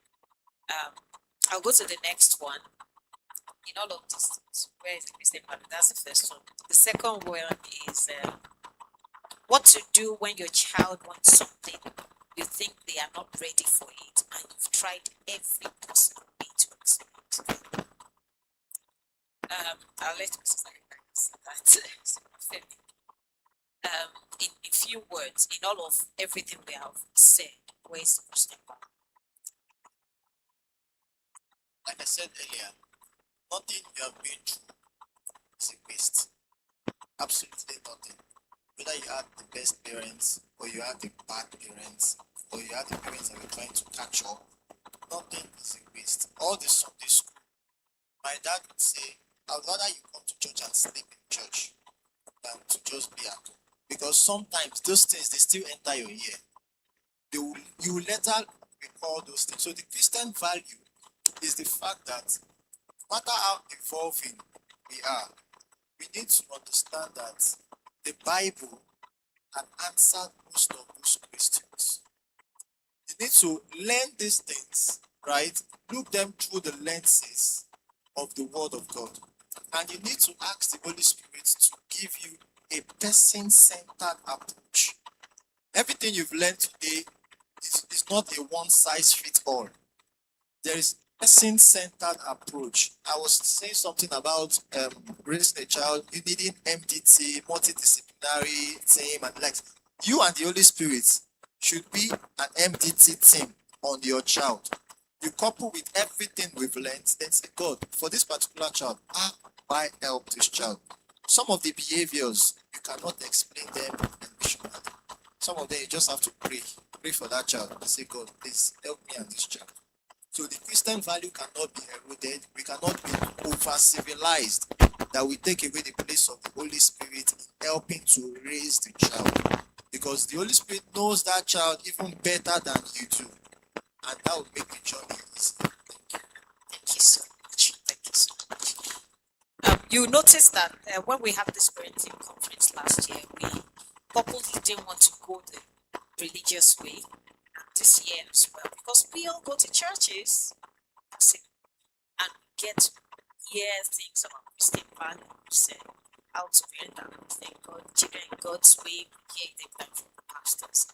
But these are the things that most of the time we don't get to learn in churches. And I feel like we need to go outside more and learn more about the evolving community and everything happening today. I'll go to the next question. Oh, we have, okay, sorry. So the question is, what do you do after you have explained everything to your child and They the are child? not ready for that thing, but they said they want it. So well, I'll just think of a very simple example. Sorry, on what you were saying about not making it fake. You know, the Bible says, add to your faith virtue. So to virtue knowledge. So the faith is the bedrock, and then there are other things that you must add so that the journey can be smooth. So you have done everything. You have explained. You have tried to advocate. You have done, and then the child is saying no, or they don't want to accept your explanation. Well, having done all, stand. That's what the Bible says. So you stand on your conviction. Because if a 10-year-old has come to ask me for a car, I can't give a car to a 10-year-old. It's even like maybe I've gone too far. Let's look at devices. You have a child who is 8 or 10 and your family have a policy, you don't get a device until you're in secondary school. So if the child does not want to accept all the explanation and everything, there's nothing I can do. I will still stand on what I believe. And unfortunately, it may happen if it's an older child that wants to take a decision that is not right. You know, they say history repeats itself because people don't learn from history. They might learn from their mistakes because then that you explain things to and they listen. Some they want to go and do it and get into trouble. When they now fall flat on their face, they will now come back. Don't rub it in their face. I already say, accept them and help them. But your own is to stand and not bulge when it's the right. Thank you so much. Sorry, I'm rushing everybody. Sorry about that. To the next question. How many questions do we have left? We may need to skip some. I'm sorry about this. Can you, I will read the next two while they're answering it. Let me skip or scan for anyone coming from the children or the teenagers. If we have anyone, let's go. We've done that.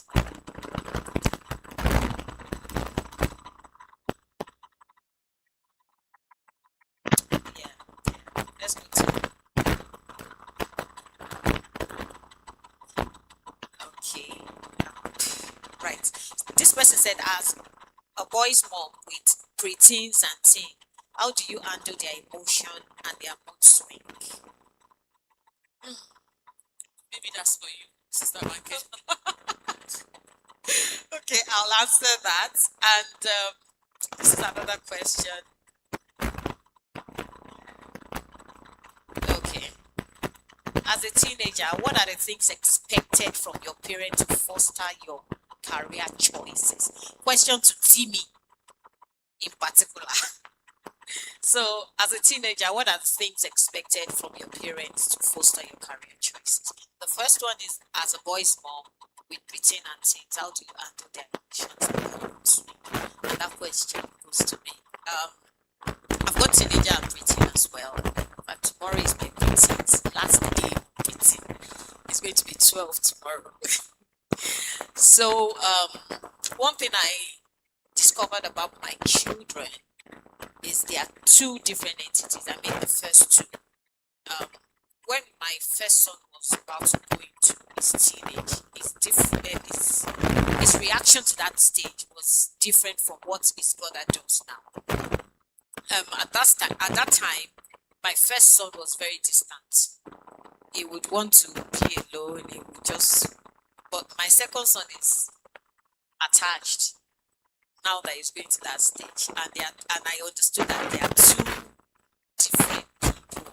And what I've learned about these emotions is that I have to see from their perspective, understand them. One thing I tell myself always is that maybe if they throw a tantrum, they're angry, they bang the door or do something that I wouldn't expect, I'll tell myself that it's not them.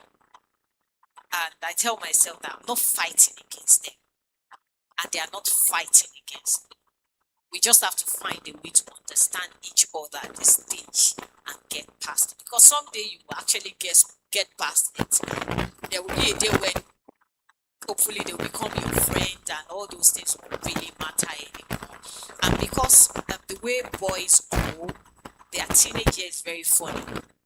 And there's this book that I read by James Dobson about raising boys, and he spoke a lot about their hormones, their emotions while going into teenage. Everything is just all over. They don't even understand what they are going through. They don't know what they are going. They don't know why they are. If you ask them, why did you do that? They don't even know. They don't know why. Sometimes they are angry. They don't know why they are angry. And we have to understand that first to be able to attend to them. And it's not every tantrum you react to. It's not every outburst you start shouting out. Like, why are you doing that with? What are you doing? Who do you think you're talking to? Sometimes just let it flow away from their body. Let them calm down. And you can talk about it. What happened yesterday? And sometimes we even just laugh about it. We don't have serious conversation. Like, why did you do what you did yesterday? Or we just laugh about it. We don't really have any serious conversation because I know that that's not them. They are going through things, especially in their teenage boys. Unfortunately, we don't talk much about teenage boys. We do more of girls because we expect them to just get it straight. Just get it straight. But we attend, there are so many. When I was in secondary school, I had NGO coming to my school to talk to girls. I never heard of NGO coming to talk to boys. So they themselves don't understand what they're going through. So just calm down, learn them, learn your child, read about it. They are going through so much. Get books, go online. In fact, ChatGPT has made things easy. Ask. This ChatGPT will refer you to different websites, different facts and findings, different researches. You can read that. Understanding it will give you peace of mind, and you know what you're doing. Thank you. Thank you. Try to make it short just because of time. What do we expect from parents to guide our career?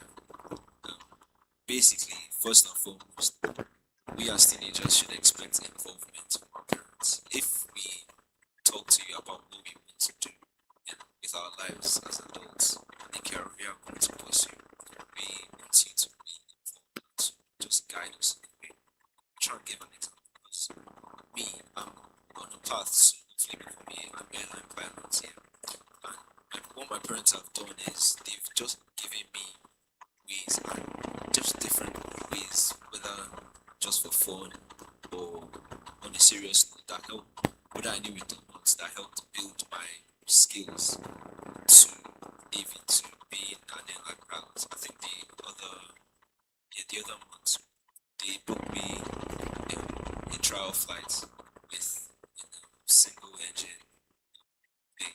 That was nice. And what that did for me is help build my hours to become an airline pilot. So in short, just involve, we need parents to be more involved in their child's lives and help guide them through career choices. Thank you so much. He said his parents booked him his trial flight. Abi? Those are not cheap stuff. And that's why I say parenting will cost you. If you really want to be intentional, it will cost you. Can we go to the next question, please? Okay. Now, as a parent in the bid to train children to be independent, such as taking responsibilities like doing chores while teaching financial intelligence, at what point is paying them to do some chores, paying them do some chores to teach them financial literacy, not encourage dependent on I must be paid before I do it. I think you understand what they like paying children for chores. Are you teaching them financial, or it's teaching them to be entitled? Yes, please, Dr. Vivian. So this is a personal opinion because people have different opinions around this. But I think like if you live in a house, it's a collective responsibility to take care of things. That's how I communicate that to my children.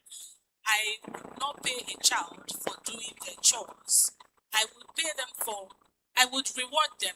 I won't even call it a pay. I would reward them for doing extra outside of what they have been asked to do, or taking initiative, right? So I think that when we pay our children to do their chores that they're supposed to do, we're now telling them that the chores is not really a responsibility, it is work, right? So if you're not paid, you're not going to do it. It's like bribing them to do what they're supposed to do. Financial literacy is something that if we want to intentionally teach our children, there are other ways that we can teach them. There's something called maybe birthday money, or they earn points. If they take initiative 10 times in a week, they earn a certain amount of money. You can find other ways to teach that, but I don't think that ideally that do cleaning up after yourself, taking care of your environment should be something that you get paid for. It's a part of your collective responsibility as people. Thank you very much. Can we clap for all the speakers so far? I think we just take 2 more questions. Is it possible to gather all these questions and we can answer them by one of the Wednesday sessions? We just answer them. How can we help support the fathers to be emotionally involved in their children's life? I'll let me have favorites. And we have another one that said, okay, it's going to be 2 questions in one, because about fathers. How can you work together with your partner when it comes to parenting, when we don't agree with your parenting style? Referencing advice given to fathers. So it's still with the fathers as well. Because I know a lot of women find it hard to bring their husbands on board when it comes to intentional parenting. Some of them are like, my father didn't do it this way, why should I? So we need you to just give some answers for that. So, what I know about men is this. We are 2 opposite ends of the women. A man is naturally built to be a closed circuit. This is what I know. This is my house. So, any man that would succeed will go against that tide. This will be a man that is open to advice. On the other hand, women are very liberal, open. A woman that will succeed will be a woman that learns to shut her ears to all the noise and advice and stick to a plan. So what happened in my own family is that at some point, my wife observed my husband wants to do it his own way. She paid for a particular course. It cost her about $150 or something. She paid for that course for me and said, I've paid for this course. It's about a 6 weeks course for me to learn certain things. Because probably she would like, if I'm discussing this thing at home, it may not hit the point. So she paid for that course. I think it was about last year or thereabout. So there is every need for, if it's going to go, it's intentional parenting, like Auntie Bange said, it's going to boost you more. Women, help your husbands. Yes, help us to learn, because at the end of the day, all of us, we are in it together. Remember how our parents will say, "Ma doju ti mi, this is not in my family." Or how do they used to say it? God forbid. Like, at the end of the day, we are still Africans.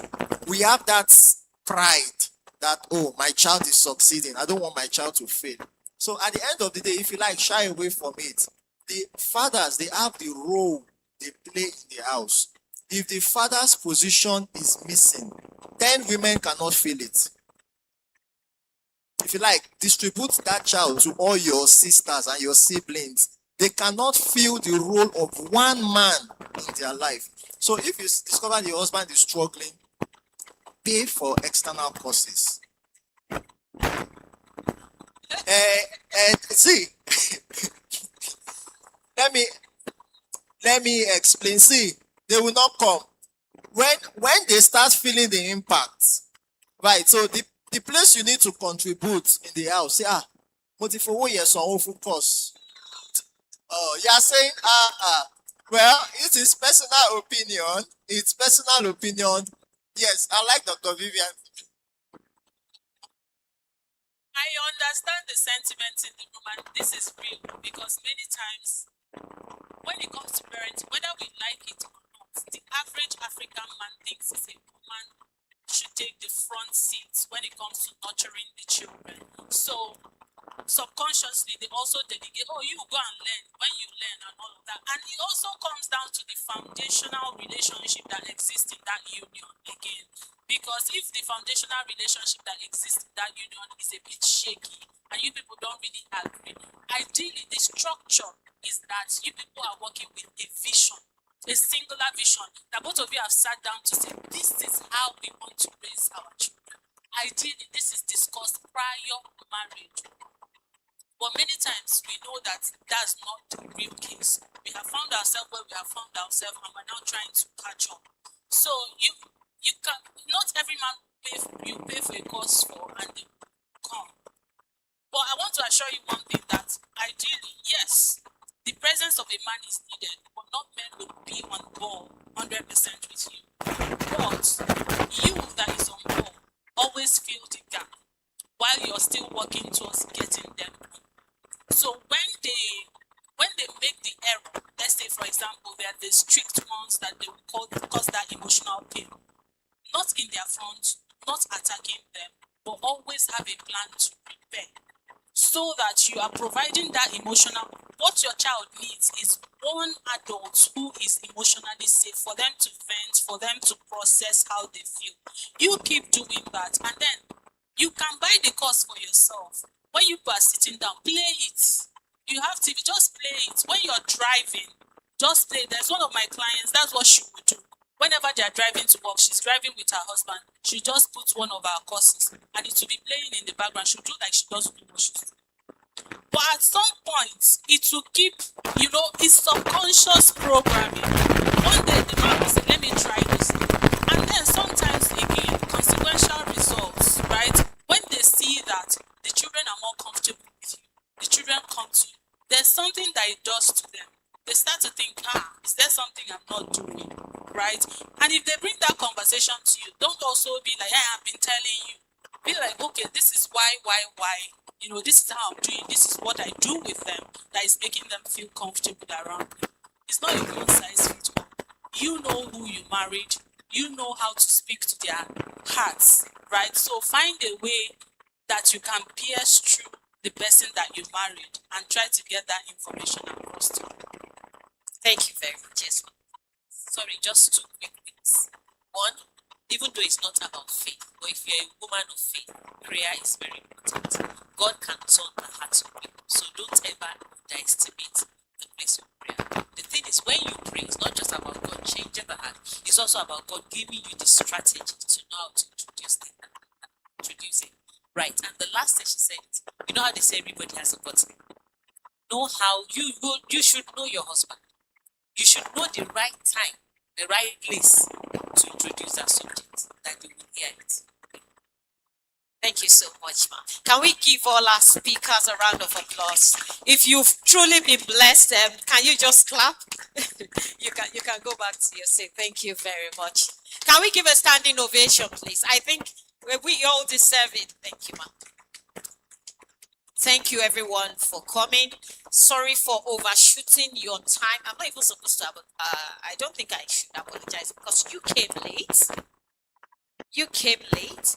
We are 21 minutes ahead of time, our finishing time. I would say thank you to everyone for coming here tonight. I do appreciate it. Thank you for deciding to spend your time with us. I will say this, you have come seeking value and you've gotten it, and I'm sure it's going to help you along. I want to say thank you to all our speakers. Mr. Egbayo, she had a conference this morning and we were looking at the time like, how are we going to manage it? You have to be here, and I'm glad she's here. Timileyin, God bless you so much. When I first told Timileyin, it felt like you were ready for it, and I saw it in you. You did absolutely well. I'm going to go and watch your session again. Mommy, please go and watch it. So can we give Timileyin a round of applause? I think this is what we do every year. We bring a young person here to talk. It has really helped. I've already started preparing the next person. I said next year you are speaking, and I hope they are getting ready for it. Dr. Vivian, I met Dr. Vivian last year during the conference. She just came. Like she wasn't invited to come and speak, and she just keyed into the vision. Thank you so much. Thank you. God bless you. God bless you. I want to thank all the volunteers. People actually put their money into it. So everything you are seeing, it's not just me. people actually put their money into feeding, into the hall, into everything, and that's why it's free for you. Next day it might not be free though, but people actually put their money into it. I want to say thank you to everyone who has come here to listen and be blessed. I'm so grateful. To round it up, I'll thank my husband. Sorry, there's a way they say this thing. I would like to thank the love of life. It's been really supportive. We were here till 12:30 yesterday, arranging the all, making things work. I was sending him up and down. Come on, help us bring this one, help us bring this one. And he has been really supportive. I want to say thank you very much to the A team, the TNEPC team, all of you. I want to say thank you. God bless me. We've been planning this for over a year. I want to say thank you. God bless you. Last year, December, we announced this date, and it is here. Hopefully, we are going to have to shift it from the summer next year. There's so much busy things around the summer, but we hope to see you there when we call you. Thank you. God bless you so much. God bless you. God bless you. Media team, God bless you. Can we just pray? Heavenly Father, we are grateful for today. Thank you because we know that all things work together for our good because we love you and you love us. Thank you for your plans for our family. We trust and know that they can only end up well. It can only be well with them because we are rooted in you. Father, even as we gather knowledge, give us the grace to apply it and give us the strategies to use even as per child in the name of Jesus. Thank you, Heavenly Father. We appreciate you for the success of today's program. Thank you, our Father. In Jesus' name we have prayed. Amen. Thank you, everyone. See you next year. Please, we have to take pictures. Speakers, we have to take pictures. People, thank you.